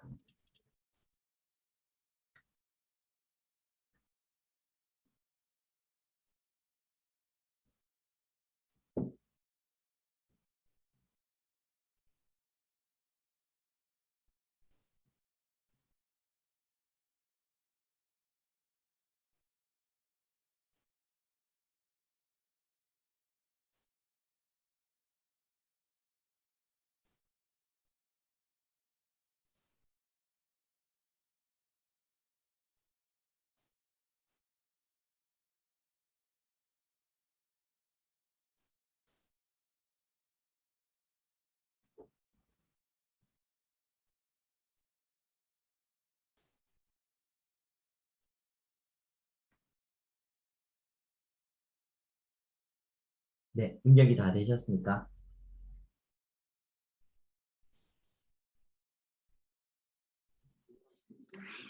네, 입력해봤습니다. 네, 감사합니다. 네, 다들 네, 이렇게 입력하셨죠. 1번 시나리오는 104m, 그리고 두 번째 시나리오는 61m, 마지막 세 번째 시나리오는 34m가 위험범위다. 이렇게 네, 저희가 정의가 됐습니다. 그러면은 다음 다음으로 질식 위험 범위에 대해서 한번 산정을 해보도록 하겠습니다. 사실은 이제 질식 위험 범위를 산정을 하기 위해서는 마찬가지로 저희가 뭐 CFD, 그러니까 컴퓨터를 이용한 모델링 시뮬레이션을 통해서 그 LNG 가스가 어떻게 뭐랄까요, 이제 확산이 되는지 시뮬레이션을 할 수도 있고 또 손으로 계산할 수 있는 그런 경험식 기반의 계산 방법도 있습니다. 그렇지만 이제 그 부분들을 저희가 이번 실습 시간에 다 다루기에는 조금 계산이 복잡한 부분이 있거든요. 그래서 저는 이번 시간에는 제가 아주 간단하게 경험식에서 이야기하는 요런 그 가정을 한번 그 기반으로 저희가 위험 범위를 한번 산정해 보도록 하겠습니다. 즉 뭐냐면 LNG 누출량이 100kg 이하의 경우에는 그러니까 그 리키지가 일어난 부분에서 한 10m 반경이 그 질식 사람이 질식으로 위험에 노출될 수 있는 범위라고 고려를 하고요. 그리고 누출량이 100kg per sec에서 500kg per sec의 경우에는 질식 범위가 한 50m까지 이렇게 확장이 된다라고 생각하라고 요 값을 기준으로 제가 그 질식 위험이 범위가 어떻게 되는지 고려를 해보도록 하겠습니다. 앞서 저희가 이미 누출 그 양을 계산을 했지 않습니까? 그게 97kg per sec였지 않습니까? 그 경우에는 100kg per sec이기 때문에 질식 범위는 10m 내외로 이렇게 저희가 정의를 하도록 하겠습니다. 그래서 요 두 번 스텝 4.2의 경우에는 이렇게 자동으로 저희가 위험거리가 10m로 이렇게 계산이 됐습니다. 이 부분은 앞서 저희가 누출량 계산을 할 때 97.41 값이 이렇게 나왔지 않습니까? 이 값을 기반으로 자동으로 이렇게 이 가정에 따라서 이렇게 계산이 되어 있음을 이제 확인할 수 있습니다. 여기 두 번째 시나리오 이렇게 보시면 다시 돌아가 보시면 이제 각각 시나리오별로 위험 범위가 어떻게 되는지 이렇게 자동으로 계산이 되어 있음을 확인하실 수가 있습니다. 첫 번째 폭발의 경우에는 위험 범위가 104m, 두 번째 요 A1 질식의 경우 10m, E2의 경우 61m, 그다음에 A2 10m, E3 34m, A3 10m 이렇게 각각 위험 범위가 산정이 되어 있으면 확인하실 수 있습니다. 네. 그럼 그 다음으로 우리가 이제 실제로 리스크 어세스먼트라고 하는 그 네 번째 파트죠. 보시면 이제 피해 예측 분석까지 저희가 마무리를 한 단계입니다. 그 다음으로 다음 파트인 위험성 이제 척도 계산 및 표현 방법. 그 중에서도 제가 먼저 해야 될 부분이 FN 커브, 프리퀀시와 넘버 오브 퍼탈리티를 이제 산출하는 그래프를 한번 같이 그려보도록 하겠습니다. 그러면은 실제로 여기 위험 범위까지는 우리가 산정을 했는데 그럼 저 위험 범위를 기반으로 그 몇 명의 사람들이 위험에 노출이 되는지를 확인을 해야 되지 않겠습니까? 그렇다면 우리가 벙커링을 할 때 얼마나 그 지역에 인구가 밀접해 있는지를 확인을 해야지 비로소 저희가 결정된 위험 범위 안에 몇 명의 사람들이 있는지를 확인할 수가 있고 그리고 그 사람들을 위험에 노출된 사람으로 고려를 할 수가 있겠죠. 그래서 저희가 앞서 PPT에 제가 이미 정보를 드렸는데요. 그 동해의 벙커링 지역에서 실제로 몇 명의 인구 분포도가 거리에 따라 형성이 되는지 한번 입력해 주시겠습니까? PPT 자료 돌아가 보시면 값이 나와 있습니다.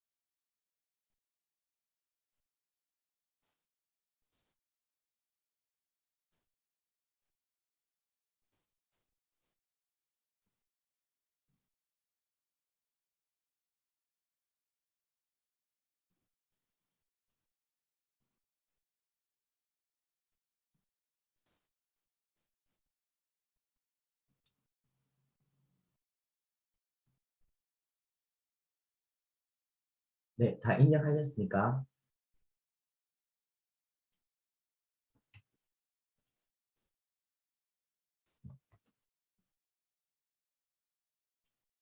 네, 이렇게 맞습니까? 네, 10m 할 때는 3명, 50m 할 때 5명, 그리고 이제 1000m 할 때 1000명.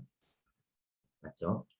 네, 그리고 그 다음으로 저희가 이 FN 커브를 그리기 위해서 이제 필요한 작업이 뭐냐면 안전 허용 기준선을 정의하는 것입니다. 혹시 기억하시는지 모르겠는데요.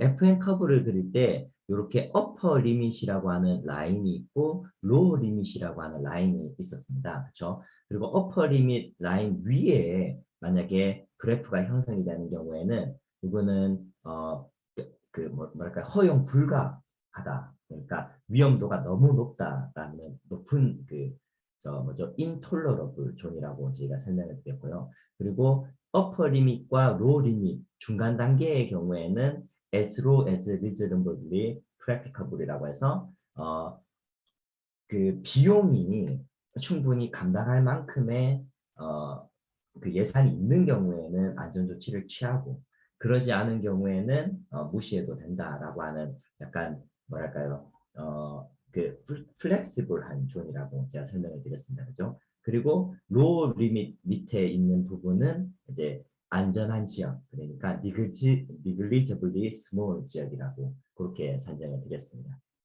그러면 저희가 다음으로 여기 어퍼 리밋과 로우 리밋을 이렇게 결정을 해야 되는데요.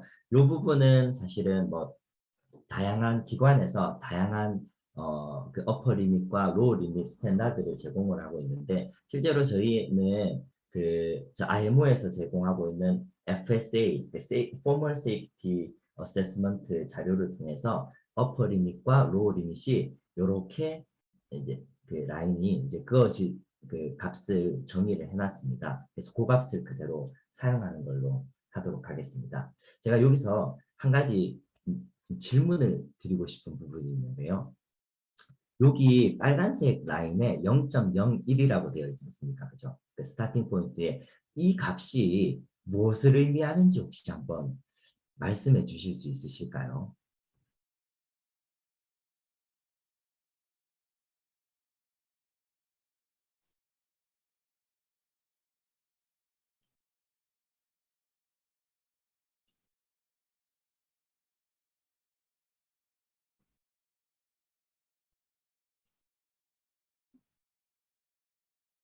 어, 네, 여기 보시면 요 X축에 이게 1이 그 사망자 1명이라는 뜻입니다. 그리고 요게 10명, 이게 100명, 그리고 1000명이라는 뜻입니다. 연간 배 한 척에서 사상자 1명 나올 확률이 0.01이다. 이 말 맞나요? 네, 맞습니다. 네, 정확하십니다. 네, 제가 한 번 더 설명을 드릴게요. 이 어퍼 리밋이 나타내고자 하는 바가 뭐냐면 떤 사고가 일어났어요. 그 사고가 일어났을 때 그 빈도가 0.01 그러니까 1, 10, 10년에 한 번 일어났을 때 그 사고가 한 명이 죽으면 그게 인정 가능한 그러니까 리즈너블 하다라는 거예요. 근데 한 명보다 더 죽으면 안 된다는 거죠. 이해가 되시나요? 그러면 이 값은 한번 설명해 주실 수 있으세요? 저기 그 어퍼 리밋의 끝에 값.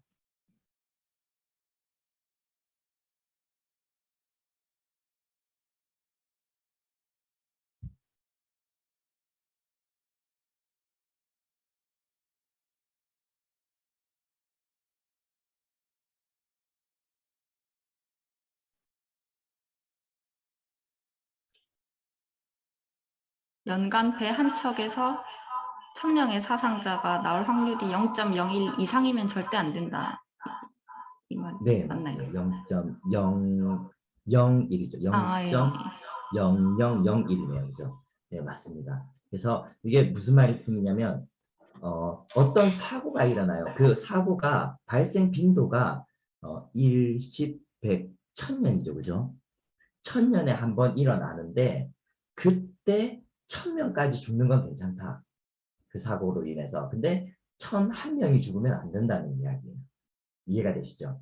그래서 이 라인이 결국은 여기 100명일 때는 거의 한 0.0055 정도가 되는 거고 10명이 죽을 때는 그 빈도가 0.0078 정도가 되는 것이죠. 그래서 결국 그러니까 그 사망자를 얼마만큼 허용할 것인지에 대한 빈도가 이렇게 나와 있다는 것입니다. 이 로어 리밋의 경우에는 보시면 한 명이 죽을 때 여기 1000년에 한 번 사고가 일어나는데 한 명이 죽는 것까지는 괜찮지만 그 이상 죽는 것은 로우 리밋보다는 꽤 높다. 그렇게 이해가 되시는 거죠. 그러니까 다시 말씀드리면 사고가 일어나는데 한 명 미만으로 죽을 경우에는 100% 안전한 상태 존에 있게 되는 거고요. 만약에 1000명 사고가 일어났을 때 빈도가 0. 제가 이게 보기 한 10만 년에 한 번 정도 되는 것 같은데 10만 년에 한 번 일어나는 사고가 1000명 미만으로 죽으면 그러면 그건 안전한 상태가 된다. 그렇게 정의가 이 FN 그래프가 나타내고자 하는 바다. 그렇게 이해를 해주시면 좋겠습니다. 이해가 되시죠? 제 설명이 이해가 되시나요? 네, 잘 이해됩니다. 네, 감사합니다. 그러면 다시 저희 엑셀 시트로 한번 돌아가 보겠습니다. 그러면 저희 이제 기준선을 그어야 되지 않습니까? 어퍼 리밋이 한 명이 죽을 때 제가 아까 0.00이었죠.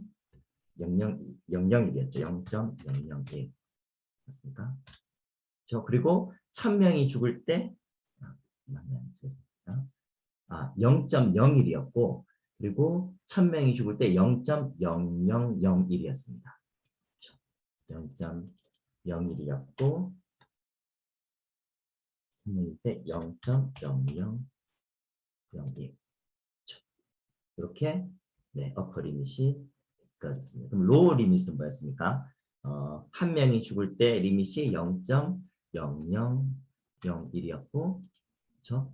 그리고 1000명이 죽을 때 0.0001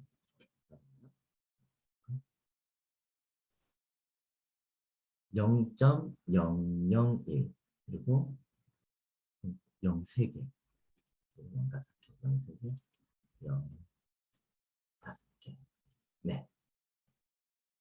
네, 이렇게 라인이 그어졌습니까?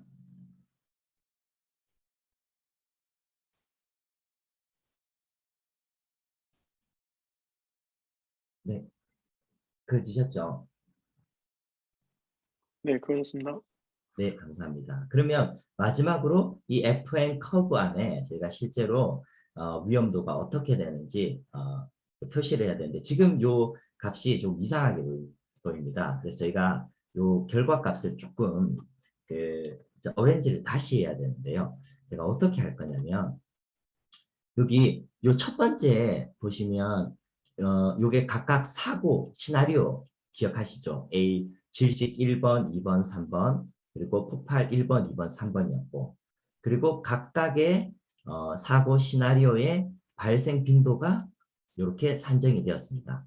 요 값은 우리 2번 여기 값과 이제 동일합니다. 맞죠? 맞습니까?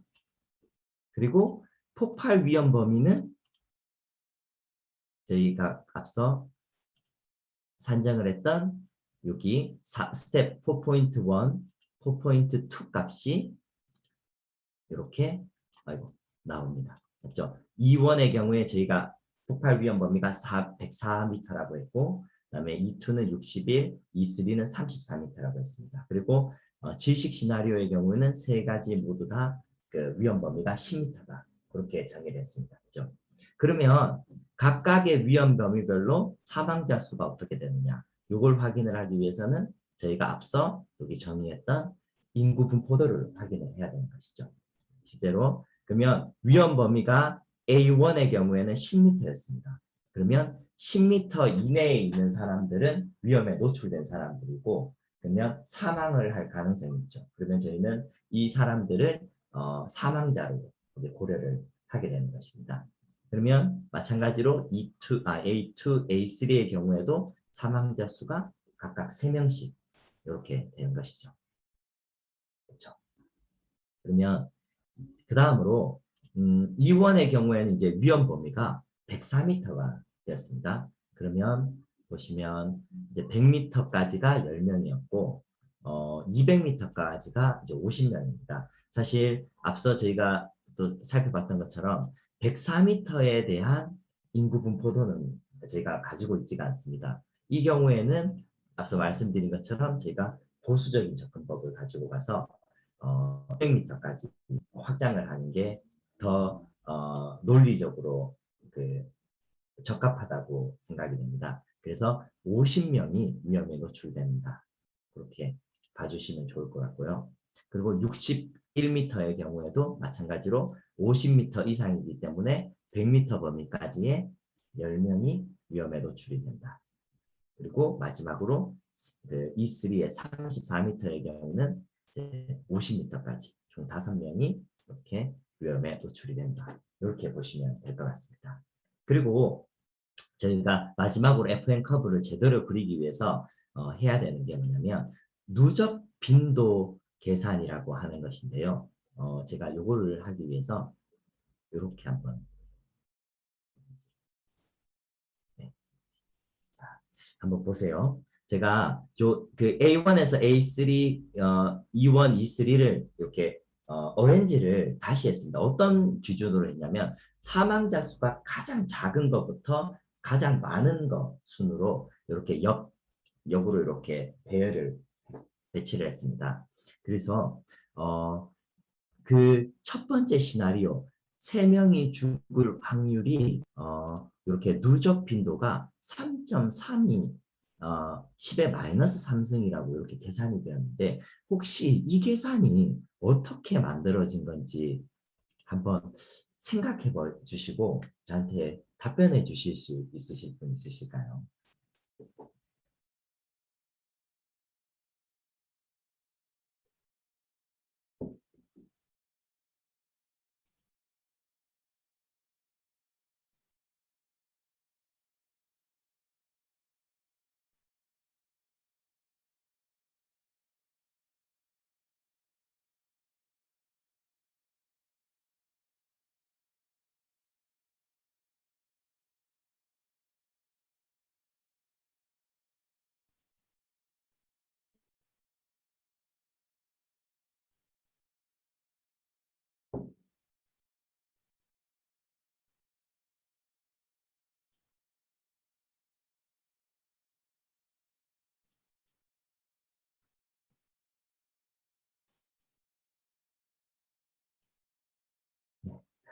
어려우시죠?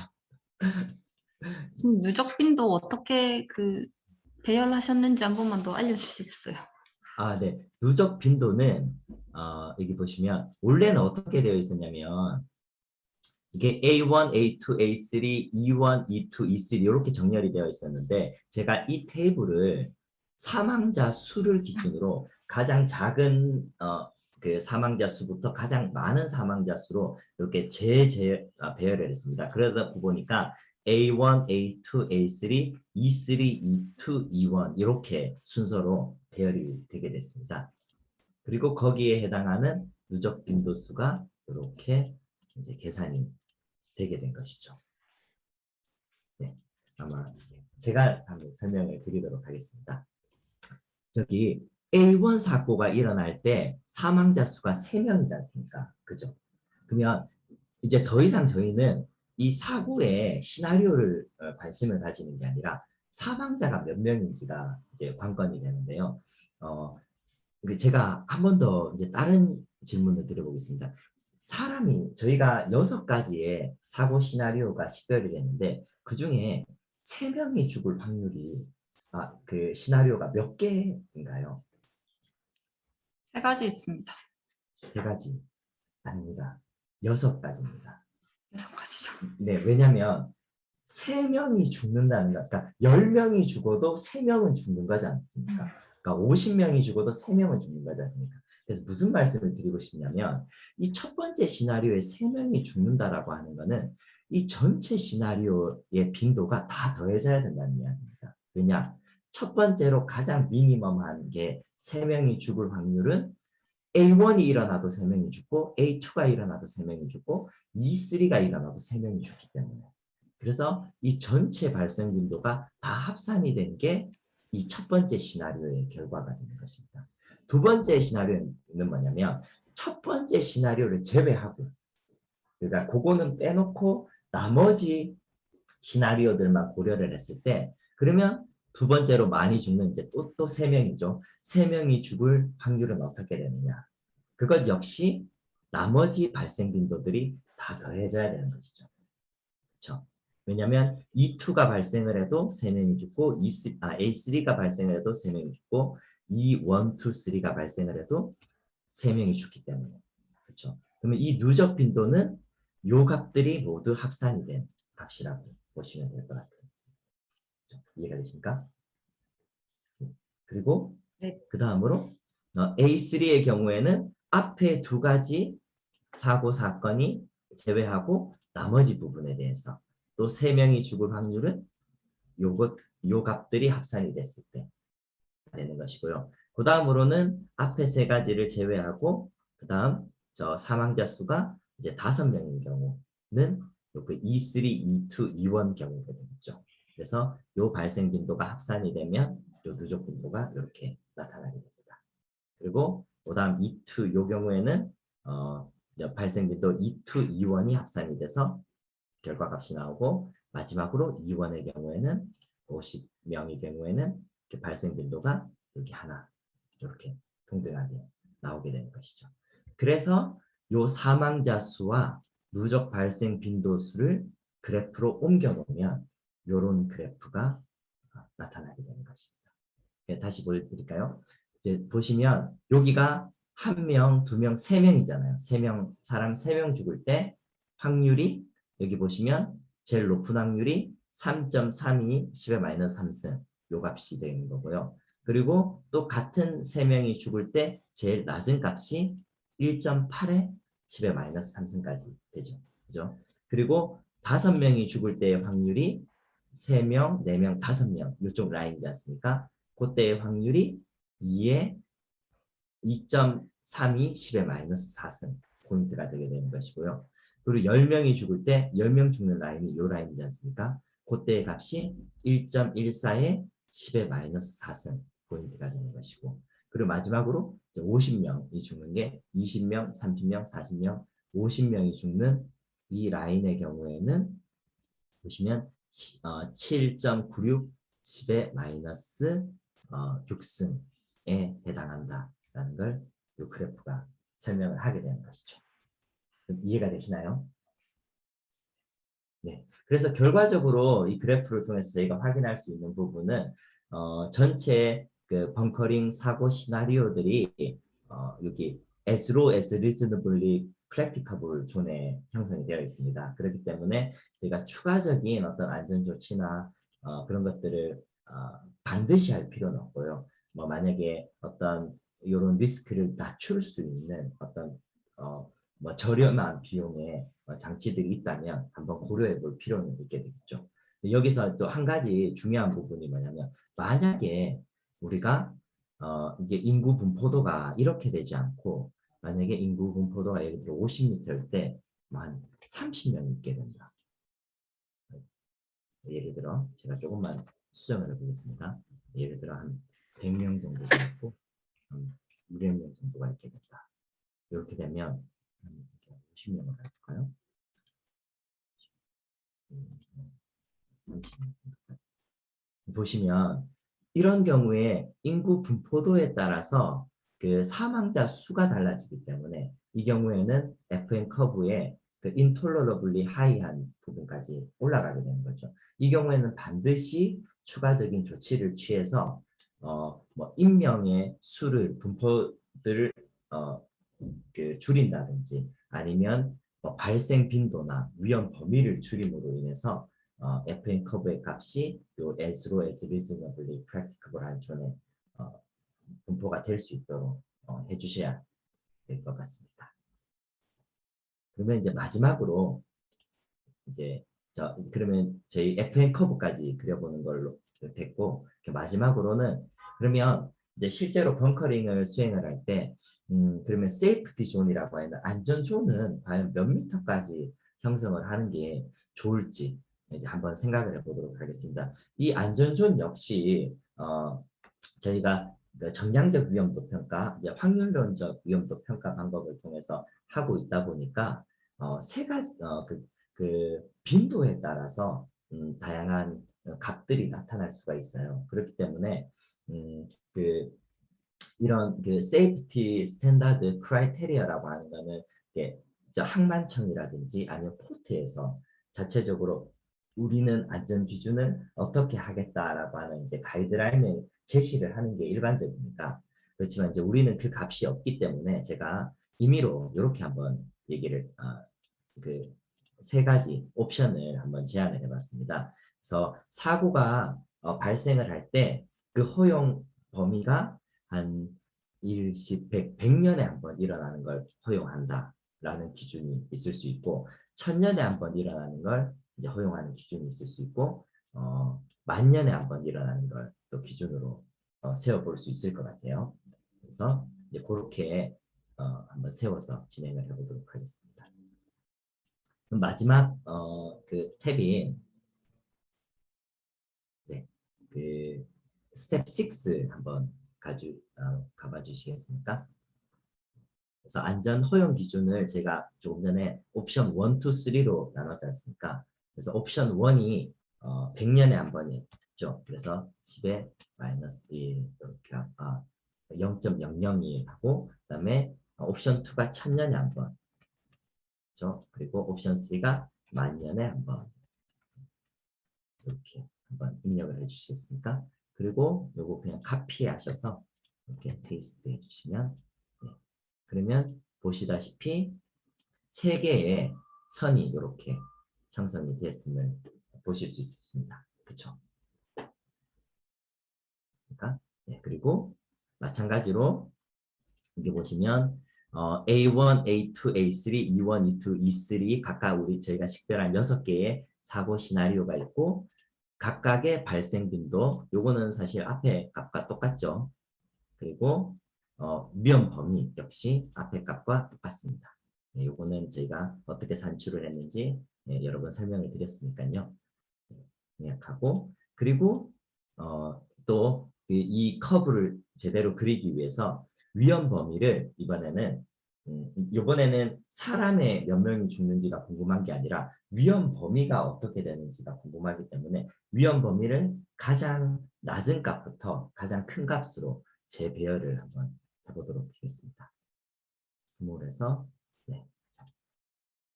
그러면 마찬가지로 FN 커브와 마찬가지로 위험 범위 10m일 때 10m가 그 위험 범위가 발생하는 A1 시나리오의 누적 그 발생 빈도가 이렇게 계산이 되겠죠. 즉 다시 말씀드리면 어떤 사고가 일어났을 때 그 위험도가 10m까지 영향을 미치는 그 빈도가 요 전체 빈도를 다 포함한다는 것이죠.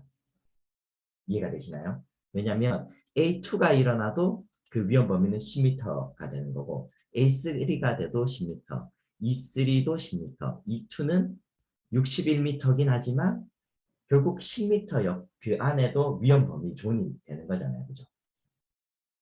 그러니까 E1의 경우에는 104m. 그러니까 전체 E1의 경우에는 104m가 위험 존이긴 하지만 어찌됐건 간에 그 10m 안의 범위 역시 위험 범위에 포함이 되고 있기 때문에 10m 이상의 위험 범위가 형성이 되는 사고 시나리오들은 전체 발생 빈도 값을 다 더했을 때의 값이라는 거. 네. 이해가 되십니까? 네, 감사합니다. 네, 마찬가지로 그러면 A2의 경우에도 위험 범위는 10m였습니다. 그때 경우는 1번 시나리오를 제외한 나머지 시나리오들의 합이 누적 빈도가 되는 것이고요. A3의 경우에도 A2, A1 값을 제외한 나머지 값들이 누적 빈도가 되는 것이고 그 다음에 E3는 마찬가지로 A1, A2, A3를 제외하고 나머지 E3, E2, E1의 발생 빈도를 합산했을 때 누적 빈도 값이 되는 것이고요. 그 다음에 E2의 경우에는 그 위험 범위가 61m로 나타났습니다. 이때는 E2와 E1이 발생 빈도가 합쳐졌을 때 61m가 누적 빈도로 계산이 되고, 마지막으로 E1의 경우에는 단독으로 발생 빈도가 7.96 10-6승일 때 이 사고가 발생하는 빈도라는 거 확인할 수 있습니다. 그래서 오른쪽으로 그래프를 다시 살펴보시면 이렇게 그래프가 형성이 되어 있죠. 즉, 요 세 가지 저희가 안전 기준을 놓고 봤을 때, 요 라인이 어디를 통과하는지를 확인하시면 될 것 같아요. 보시면 첫 번째 10m의 경우, 첫 번째 옵션 100년에 한 번 일어나는 경우에 보시면 10m로 이렇게 형성이 되는 걸 확인할 수가 있습니다. 그렇죠? 그다음에 1000년에 한 번 일어나는 경우에는 보시면 20, 30, 40, 50, 60m 정도. 그렇죠? 실제로는 61m죠. 61m 값이 이렇게 형성이 되는 걸 알 수가 있고요. 그리고 마지막으로 100년에, 만년에 한 번 일어나는 사고는 보시면 거의 한 100m 가까이. 근데 실제로는 한 104m 값이 이렇게 형성이 되게 됩니다. 그래서 결국은 항만 당국이라든지 아니면 뭐 특정 기국에서 우리는 세이프티 존을 형성할 때 어떤 기준으로 형성을 해야 된다라고 하는 가이드가 나오게 되면 거기에 맞게 존을 형성할 수가 있죠. 예를 들어 특정 기국에서는 조금 세이프티에 대해서 조금 뭐랄까 관대하다. 그런 경우에는 우리는 사고가 100년에 한 번 일어나도 돼라고 하면 그럼 10m 범위로 안전존을 설정을 하시면 되고, 1000년에 한 번 일어나는 정도로 우리는 안전도가 강화가 되어야 된다라고 하는 경우에는 대략 한 60m 정도로 형성을 하시면 되고요. 마지막으로 아주 시비어한 경우에 뭐 만년에 한 번 일어나는 것까지 허용할 수 있다. 아니면 그 이상이 되어야 된다는 경우에는 100m 이상 형성을 하셔야 된다는 걸 이제 그래프가 보여주고 있습니다. 그래서 요걸 기반으로 사실은 저희가 연구를 할 때는 보통 어떻게 하냐면 이렇게 뭐 구글 맵이라든지 그런 것들을 그 맵을 가지고 와서 맵 자체에 이렇게 스케일이 있지 않습니까? 스케일 값을 가지고 와서 실제로 이제 반경을 이렇게 형성을 하는 것이죠. 이게 벙커링이 이게 실제 그 해당 선박이 되고 이게 벙커링 포인트입니다. 그 벙커링 포인트를 기반으로 첫 번째 첫 번째 옵션이었던 10m의 경우는 세이프티 존이 한 이렇게 형성이 될 수가 있겠죠. 이 정도 이렇게 형성이 되고, 두 번째 옵션의 경우에는 한 60m 이렇게 형성이 될 수가 있고, 그리고 세 번째 그 옵션의 경우에 한 100m 정도가 형성이 되어야 되는 저희가 이렇게 확인을 할 수가 있습니다. 그리고 마지막으로 다시 PPT로 돌아가서 여기서 질문이 일단은 정량제 위험도 평가에 대한 실습은 여기까지입니다. 마지막으로 제가 한 가지 이제 질문을 드리고 싶은 게, 저희가 지금까지 살펴본 실습은 확률론적 접근 방법이었거든요. 근데 우리 앞서 6장에서 결정론적 접근 방법으로도 우리가 정량제 위험도 평가를 하는 경우가 있다고 말씀을 드렸습니다. 그러면 저희가 결정론적 접근 방법으로 그 위험 안전구역을 정의하는 경우에는 이 구역의 범위가 얼마가 돼야 될까요? 한번 생각해 봐 주시고 답변을 주실 수 있으실까요?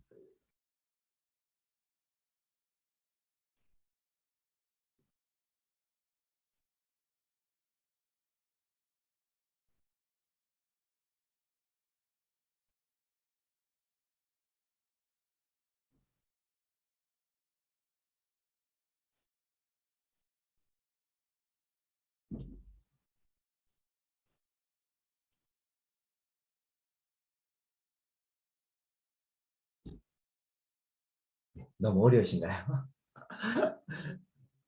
자, 그러면 제가 한 번만 더 힌트를 한 번만 드리겠습니다. 확률론적 접근 방법은 그 위험도를 평가할 때 프리퀀시, 그러니까 빈도와 그리고 영향력을 같이 합산을 해서 저희가 산출을 한다고 말씀을 드렸습니다. 근데 결정론에서는 여기서 확률이 빠져요. 그러니까 영향력만 가지고 그 안전도를 평가를 하게 됩니다. 이 경우에는 그러면 안전 범위가 어떻게 돼야 될까요?